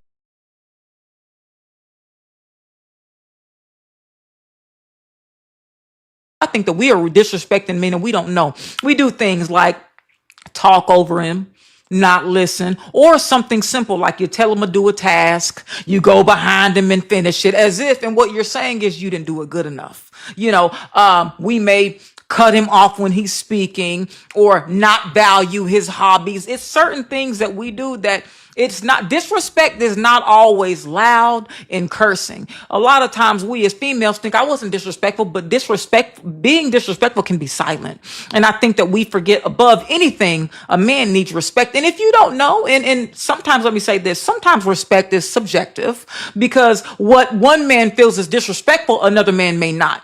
So it's very important, ladies, ask your man what makes you feel the most respected. Ask your man, not someone else. Don't ask your homegirl. Ask your man what makes him feel the most respected. But if I'm just going to put it under a general umbrella, those are the things. You don't talk over him. You don't correct him in front of people. You know, you want to build him up. You want to, encourage him and pour into him. You want to treat him with the king treatment. King treatment. A lot of times I think that we are disrespecting men and we don't know. We do things like talk over him, not listen, or something simple like you tell him to do a task. All right, yeah. My first question is, ma'am, are you married? If you know all this, are you currently doing this with the man you have in your life? That should always be your first question when it comes to these female gurus, so-called kicking red pill knowledge. Or are you a widow and these are the rules? Are you a widow and these are the rules you abided by when your husband was alive? I need answers before I take you serious. Because the long crazy nails are telling me not to take you serious. The ridiculous eyelashes are telling me to not take you serious. Even your aggressive demeanor is telling me that you a stereotypical B-dub I shouldn't take serious. But I like what you said though. I do like what you said.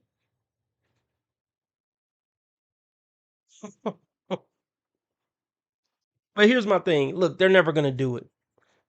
And this isn't just black women. Most women are never gonna be respectful for 50 years to a man. I don't think they can do it. I only think maybe 1 to 5% of women can do it. And I'm talking about the women who even genuinely want to do it. Like deep down in their heart, they want to do it. They just can't. It's not who they are deep down inside. It's not in their DNA to be respectful to a man for 50 years. Even 80% of the time. Because I get it. I mean, I give women grace. I mean, look, we all have our bad days or whatever.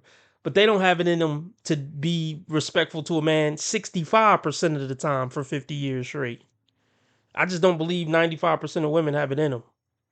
Even if they know it ain't right, I should respect them, but you can't. No matter how good and respectable the man is. Because they don't like themselves. That's one reason. The other reason is they just weren't made to have that type of discipline when it comes to their emotions. To be able to be respectful to others consistently. Because remember, I was saying earlier, most people don't have the mental and emotional tools to be a good person, even if they wanted to be a good person. It just ain't in them.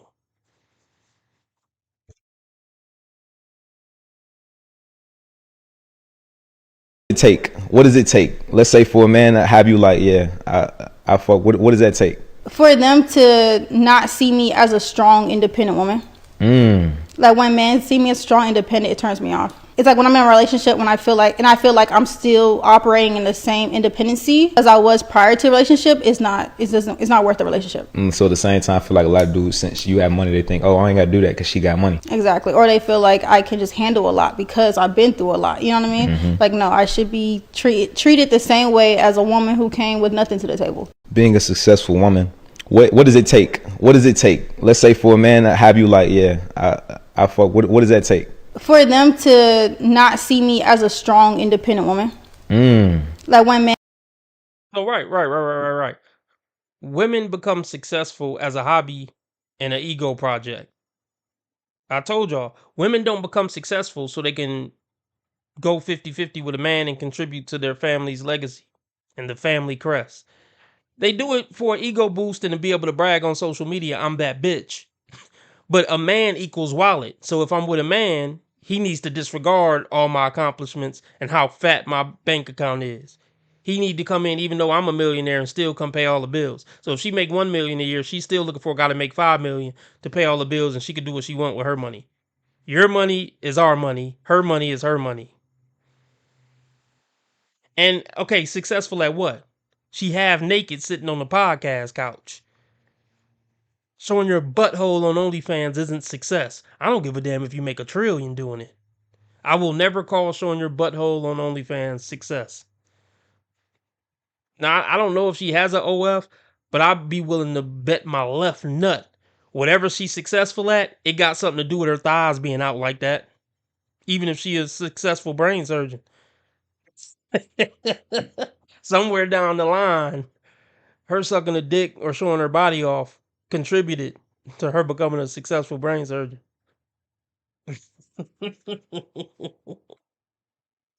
Okay, let's be honest, folks. She damn sure ain't a successful brain surgeon. I like we want to just pull her up now. Is this? Oh, hold up, hold up, hold up, hold up. We gonna figure this shit out because I think this is her page. Now, what did I say? I said her looks and body are contributing to her success one way or another. #1 lock jail in the country. Okay. Okay. Taught over 5,000 how to market online. Right. And you looking like this played a part in that. Would you have the #1 lock jail in the country if you was 600 pounds and looked like Shrek? Fuck no. Let's just keep it real. But shout out to her. Like, I'm not mad.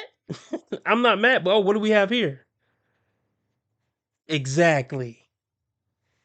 Exactly. Did this contribute to you having the #1 lock jail in the country? I'm gonna say yes. Did men wanting to fuck your cheeks contribute to the success of this jail company? I'm gonna say yes.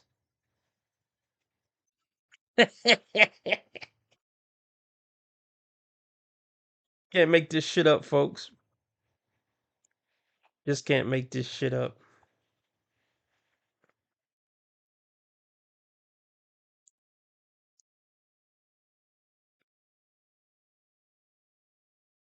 Trying to. All right, I didn't have time to go over some of the stuff. We'll just. I'm gonna stay on a little bit longer. See what this dingbat talking about.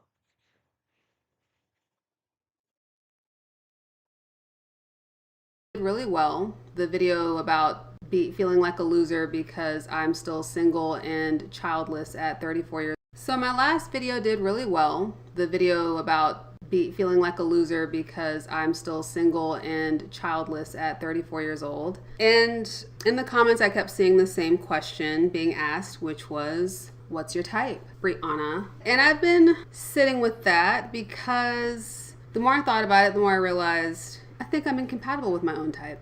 So I've been single for 6 years. Okay, so much to say right already. I want to touch on the whole I'm incompatible with my type. Yeah, most women are. And yeah, being 6 years single is diabolical. Work is over. 6 years single is a deal breaker. As a fairly attractive woman, moderately attractive woman, 6 years single, that's enough to run any man off on that first date. Look, yeah, most women's type is toxic player or bad boy who's aloof, who's really charismatic, tall, handsome, and got bitches, and is likely to not care about any particular one of those bitches. That's most women's type. Most women aren't compatible with their type, and that's how they end up 30, 40, and 50 single. And they realize that their type isn't ever going to be the guy who does right by them. They realize that in their teens, but they rather keep doing the same thing than settle down with a genuine good dude that they don't have chemistry and won't take them on a emotional roller coaster. Let me say that again. Most women would rather keep getting dogged out by the guy they're genuinely attracted to than make a good life work with an average Joe Blow.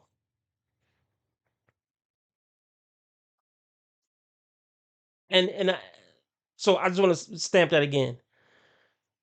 Most women realize that their type is never going to be truly compatible with them early, but they just can't get off that train of chaos because they can't make themselves be attracted to what they're not attracted to. They're attracted to Satan. And no matter how much the logic checks out, they can't make themselves be attracted to a righteous, godlike man. Not godlike. No matter how much the logic checks out, they can't make themselves be attracted to a righteous guy when their pussy get to working for satanic guys.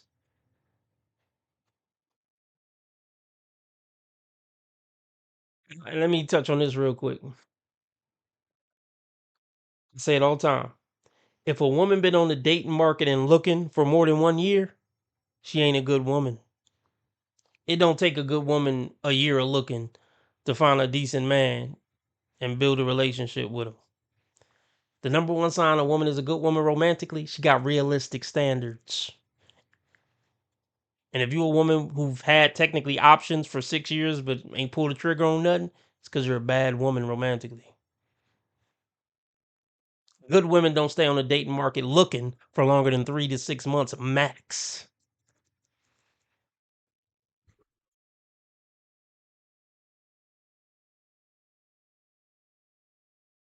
Because the more I thought about it, the more I realized I think I'm incompatible with my own type. So I've been single for 6 years. I've seriously dated 2 guys my entire 34 years of life. Combined, I spent 2.5 years in a relationship with those 2 fellows. So out of 34 years, I've spent 2.5 years in a relationship. So not. So you want us to believe that you 34, you only spent 2.5 years in relationships. You want us to believe you haven't been getting dick down in that gap? And the gaps between those 2 relationships. You don't think we don't know that a bunch of situationships and one night stands fill those gaps? Are you really gonna try to paint it like you Miss Goody Goody who just had bad luck on the dating market? Okay, cool. You only been in 2 relationships. How many men plastered that face though? Hmm? Okay, you don't gotta tell us.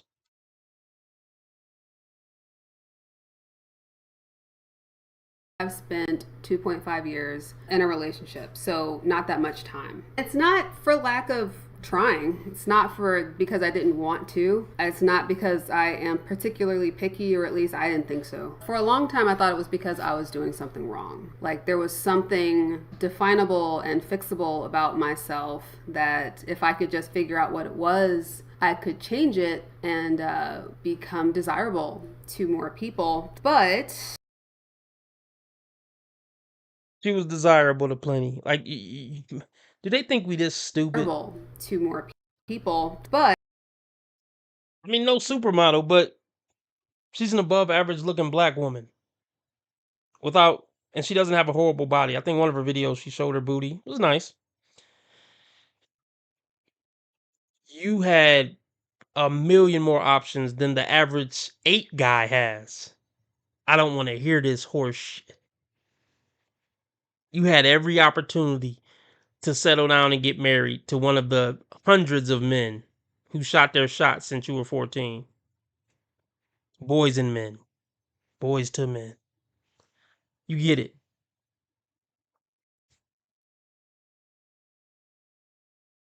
And of course, they're going to find every way to not take accountability. At first, I thought it might be something wrong with me, but then I quickly, threw that out.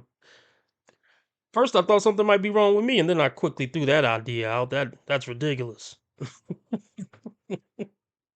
It's always your fault. If you're failing on the dating market, it's your fault.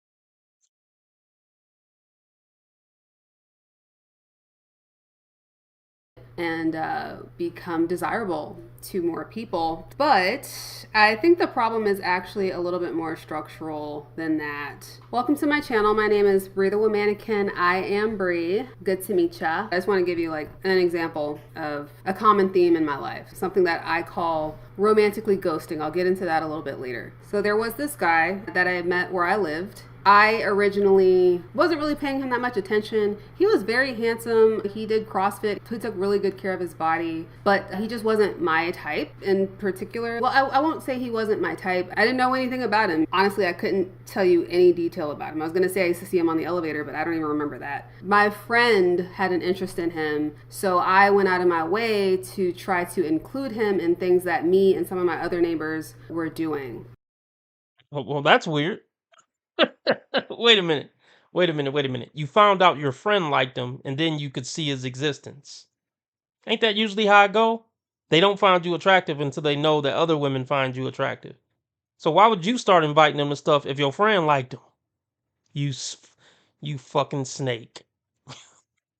The nose ring always gives it away.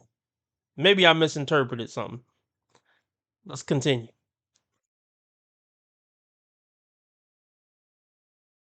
Him. So I went out of my way to try to include him in things that me and some of my other neighbors were doing. But he ended up making it clear to me that he was interested in me. And I had like a mild interest back. I didn't know enough about him to be able to really categorize how I felt about him. So I was willing to get to know him more. So we went out for drinks and he got blackout drunk. He kind of embarrassed me because I knew the owner and the DJ and some of the bartenders at the bar that I went to.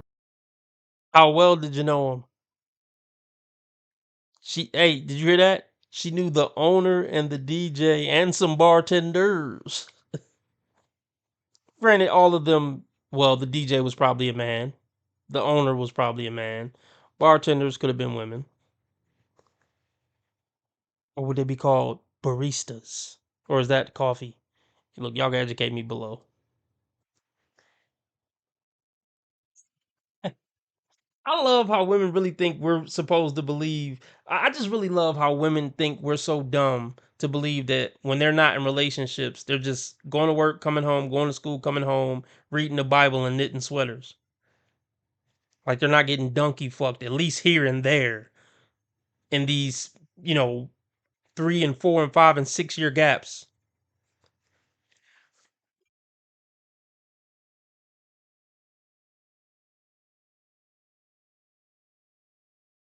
And he got blackout drunk. He kind of embarrassed me because I knew the owner and the DJ and some of the bartenders at the bar that I went to. The next day I asked him, hey, what happened last night? You didn't seem like yourself. And he kind of explained that he wasn't that much of a drinker and he said he was sorry. And I believed him because, he was really into CrossFit. He's still into CrossFit. I'm like, okay, yeah, if you're a guy who's like really into fitness in your body and you don't drink that much, I can understand how 2 drinks could get you fucked up. I get it. After I got the information that I needed to know, I was ready to move on from that. I was willing to continue talking to him after that happened. But then like 2 weeks later, I made a joke. I texted him and I asked him if he wanted to hang out, and he was like, sure, doing what? And I jokingly said, well, obviously not drinking, LOL. And he did not like that. After that, he said that he wanted to hang out with himself that night and stopped talking to me forever after that. And, I still saw him around. It wasn't a joke. Okay, first off, it wasn't a joke. You were being a cunt. And here's the thing about texting. People can't pick up when something is a joke when you text it.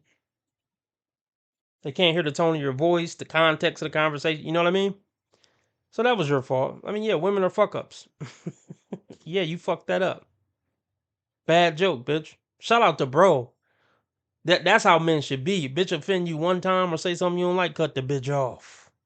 But see, men without options, they're not gonna do that. That's a dude who was fit, probably had a couple options. That's how quick dudes with options will cut a bitch off. Good on him.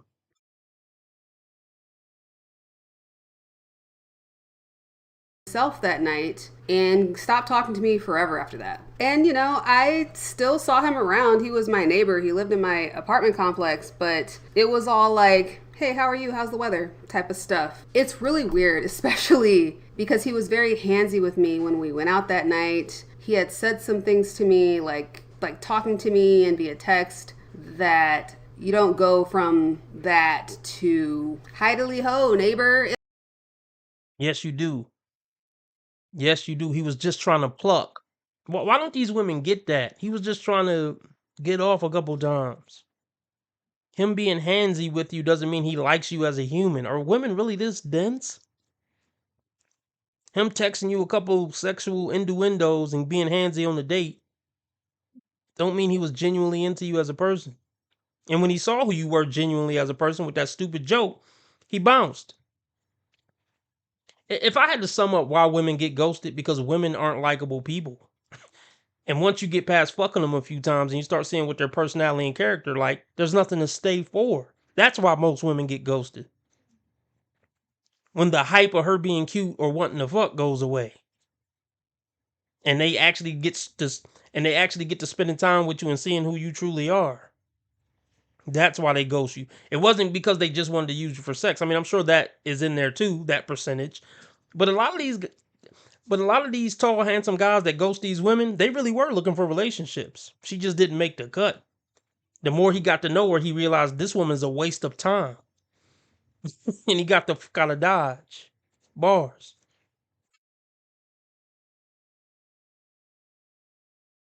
Really weird, especially because he was very handsy with me when we went out that night. He had said some things to me, like talking to me and via text, that you don't go from that to hidely ho, neighbor. It was weird. It honestly kind of felt like he was punishing me because I made a joke that he did.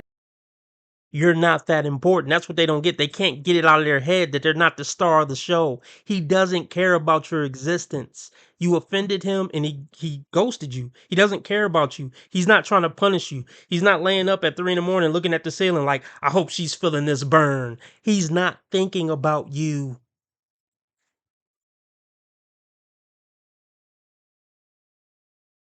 And via text that you don't go from that to hidely ho, neighbor. It was weird. It honestly kind of felt like he was punishing me because I made a joke that he didn't like. That is what I call romantically ghosting, is when somebody is still friendly with you because you still see them around, or even still like reaches out to you about stuff, but it never takes on that romantic tone ever again. And he never told me why. I never got an explanation for why that happened. I apologized for No, apology not necessary. You showed your character. He probably was embarrassed that he got drunk, and he probably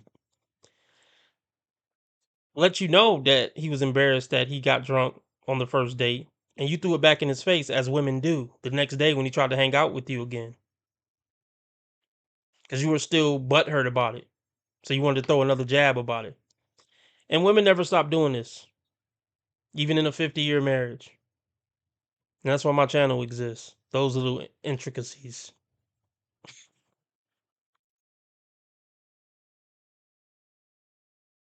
told me why. I never got an explanation for why that happened. I apologized for the joke and I said, I'm sorry if I said something that offended you. I didn't really mean any harm by it. I was probably just trying to make a joke and it was a bad joke and I'm sorry. And he was like, oh, that's okay. And continued to never talk to me again. I told you he wasn't thinking about you. That's why he was just like, oh, okay, have a good day. He doesn't care. He didn't forgot about it. He forgot about you and he forgot about what you even did because it doesn't matter.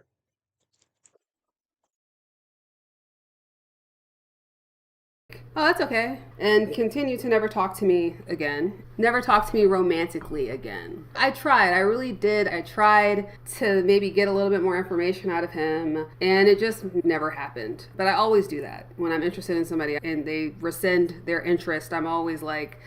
That's how you gotta do a chick. Snatch the chain back. Shout out to T.I. Whoever wrote that in the movie, shout out to him. I tried to maybe get a little bit more information out of him, and it just never happened. But I always do that. When I'm interested in somebody and they rescind their interest, I'm always like, what happened? But yeah, he never told me why. You happened. Let me say that again. Yeah. You happened. Your dog poop personality happened. Your dog poop sense of humor happened. Your lack of moral character happened. Your lack of human decency happened. Your lack of consideration and awareness, situational awareness, happened. That's what happened. And that message goes out to all the women who ever get ghosted.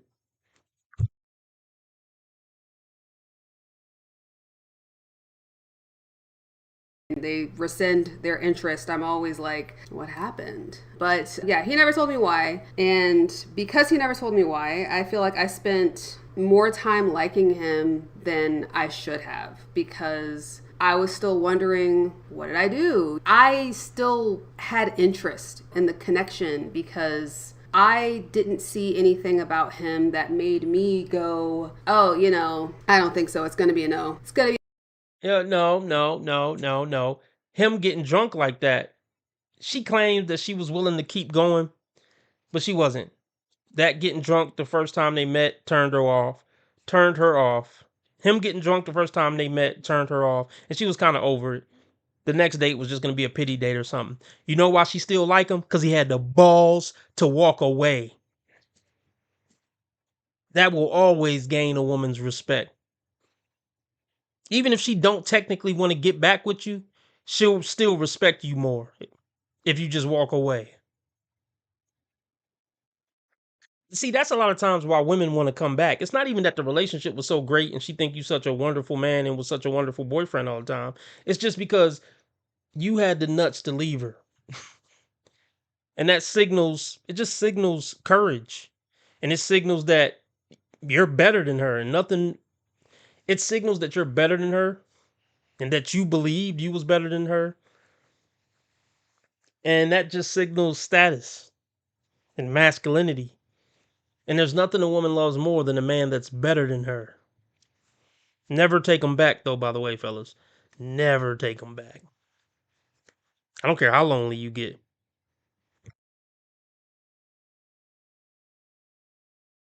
Anything about him that made me go, oh, you know, I don't think so. It's going to be a no. It's going to be a no for me, dog. That didn't happen with me, but it left me still interested after he had moved on. I mean, this has happened multiple times. So that's the thing that I call romantic ghosting. It kind of leaves me in this kind of limbo, you know, rejected, but not really knowing why, still willing to give it a shot, still interested, but Interesting.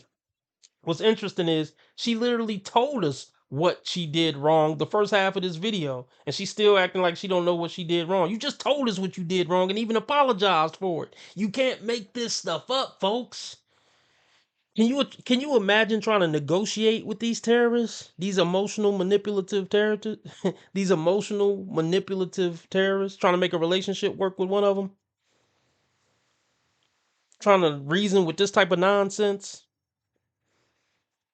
You just told me what you did wrong. Like, women will come into an argument like, I don't know what I did wrong, after explaining to you 10 seconds ago what she did wrong and that she apologized for it. And can you imagine the blue pill men trying to make sense of this and trying to be fair in a conversation or argument like that? I don't win. Listen,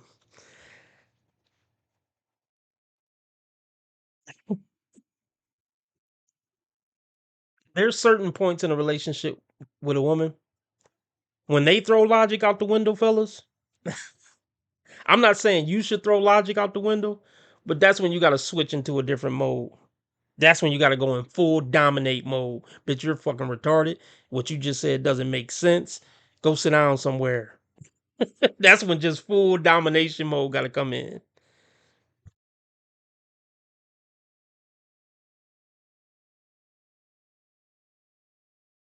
but not really knowing why, still willing to give it a shot, still interested, but they've already moved on. It feels really fucked up because I will always try to give somebody an explanation for why I am not interested in them or why I've lost interest in them. That's fucking cap and we know it. That is cap and we fucking know it. I mean, it could be true, but most women don't do that. Women ghost just as much. You know how rare it is that a woman to just be like, yeah, flat out, I don't like you and here's why. That almost never happens.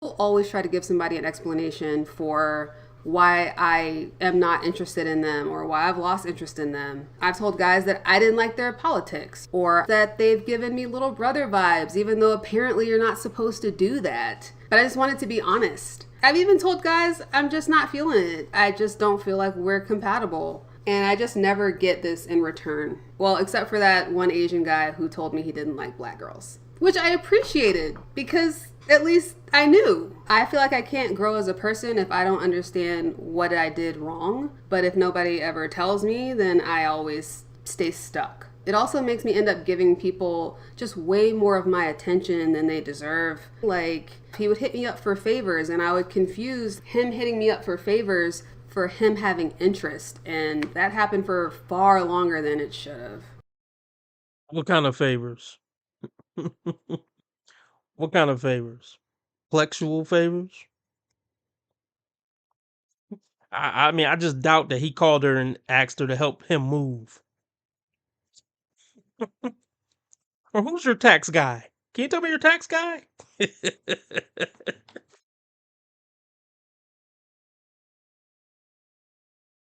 Him hitting me up for favors for him having interest, and that happened for far longer than it should have. But I always wondered, why did he stop talking to me after one bad joke, after one awkward text? I completely forgave him after he embarrassed me at my regular bar by being blackout drunk. Like, he didn't even remember it the next day. But I make a joke and he's like, I'm not talking to that bitch anymore. But Gangster.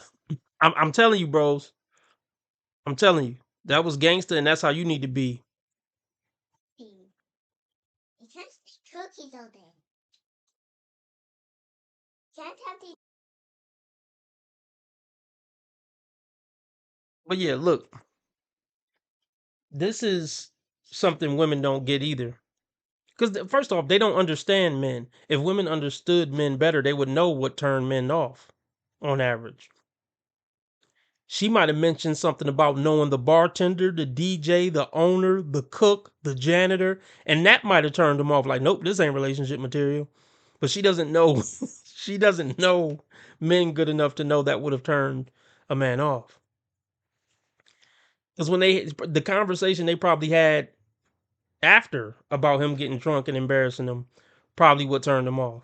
You embarrassed me in front of all of my associates, the owner, the cook, the janitor, the bartenders, the guy that keep the books. And he like, well, dang, how you know all them? How you know the guy that keep the books? And he got out of Dodge.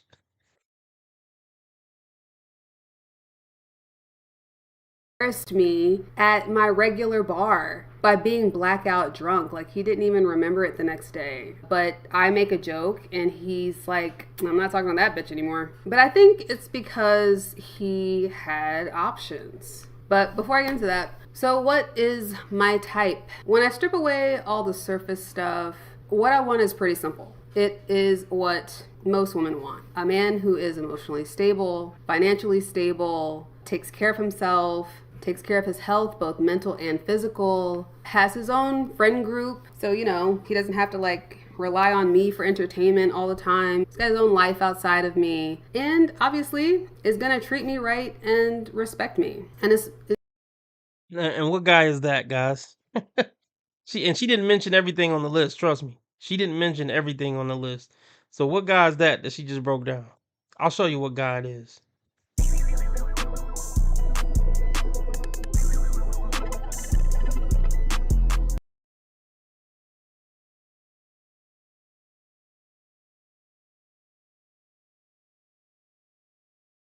is preferably neurotypical all the time. He's got his own life outside of me, and obviously is gonna treat me right and respect me, and is preferably neurotypical, but I'll get into that as well. That's it. That's the list. It's super boring. Now, what that man can look like, what lifestyle he has, can be very flexible. That's a part of my identity, is that I have an identity that's very flexible. So I feel like I could be with a partner who is whatever, you know. He could be a tech guy who falls into that. He could be an artist who falls into that. See, and this is another dishonest thing they do. Yeah. This is a funny picture. A doggy Bob Ross. Anyway. A doggy? Yeah, doggy Bob. Little feet and hands? Mm-hmm. That's silly. Yeah. So He's painted? mm-hmm. That's so silly. That's silly, I know. So, this is another thing they do that's dishonest. Like they try to make it seem like, oh, my standards aren't that high. He just got to be X, Y, and Z, and he could be a painter. He could be a painter. He can be a tech guy. She's failing to mention that he still has to be 6'2" and super attractive. She's not gonna say that, but yeah, he got to be that. He got to be well dressed, tall, and really attractive. On top of being, yeah, he could be a tech guy or artist, but it's still Mr. Point 5 no matter what way you cut it.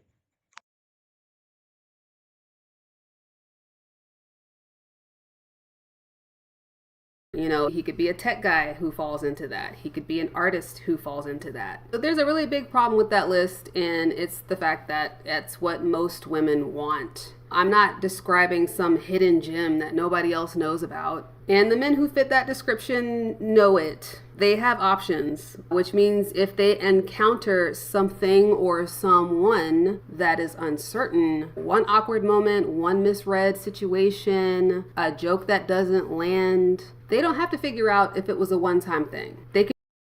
So now you know how men feel. Men get ghosted for every little thing. Girl, his shoes didn't match his belt. We get ghosted for every little thing and we get ghosted for every little thing and then try to, oh gosh. We get ghosted for every little thing and then on the back end, we got to try to figure it out and pick up the pieces. You don't like how it feels, does it? You don't like how it feels, do you? I know you did it to men. I don't care what you say. This is me. It got you right, sir. Moment, one misread situation, a joke that doesn't land. They don't have to figure out if it was a one-time thing. They can just move on because somebody else is right there. And I'm assuming that's what happened with the CrossFit guy. He fit the list. He had options, and one awkward text from me was enough. He had a girlfriend like maybe a month, 2 months later. So yeah, she figured it out. Yep, she figured it out. And what percentage of men have options like that? At least top 10%, man. But she thinks in her mind, her standards aren't that high. But I already knew from the beginning of this story that this was an elite, desirable man. She tried to downplay that, but I didn't even pay attention to him. I think I shared the elevator with him once, but I wasn't really paying attention to him. She tried to downplay that. This woman can get commitment easily from 90% of the guys in her inbox right now on unread. She ain't gonna dive in on that though.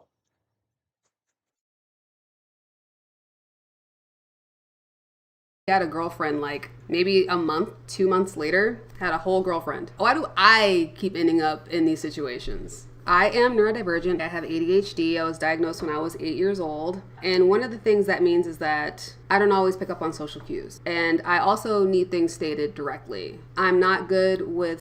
I don't want to hear this excuse. I don't want to hear it. 90% of men would be gracious when it comes to your neurodivergence or whatever mental disability you have. I don't want to hear it. Even you being that, you got 1,000 times more options than 90% of men. I don't want to hear it. I just don't. Color me insensitive. All right, I'm out, folks. I'll catch y'all later. I'm pretty sure I'll be back on tonight.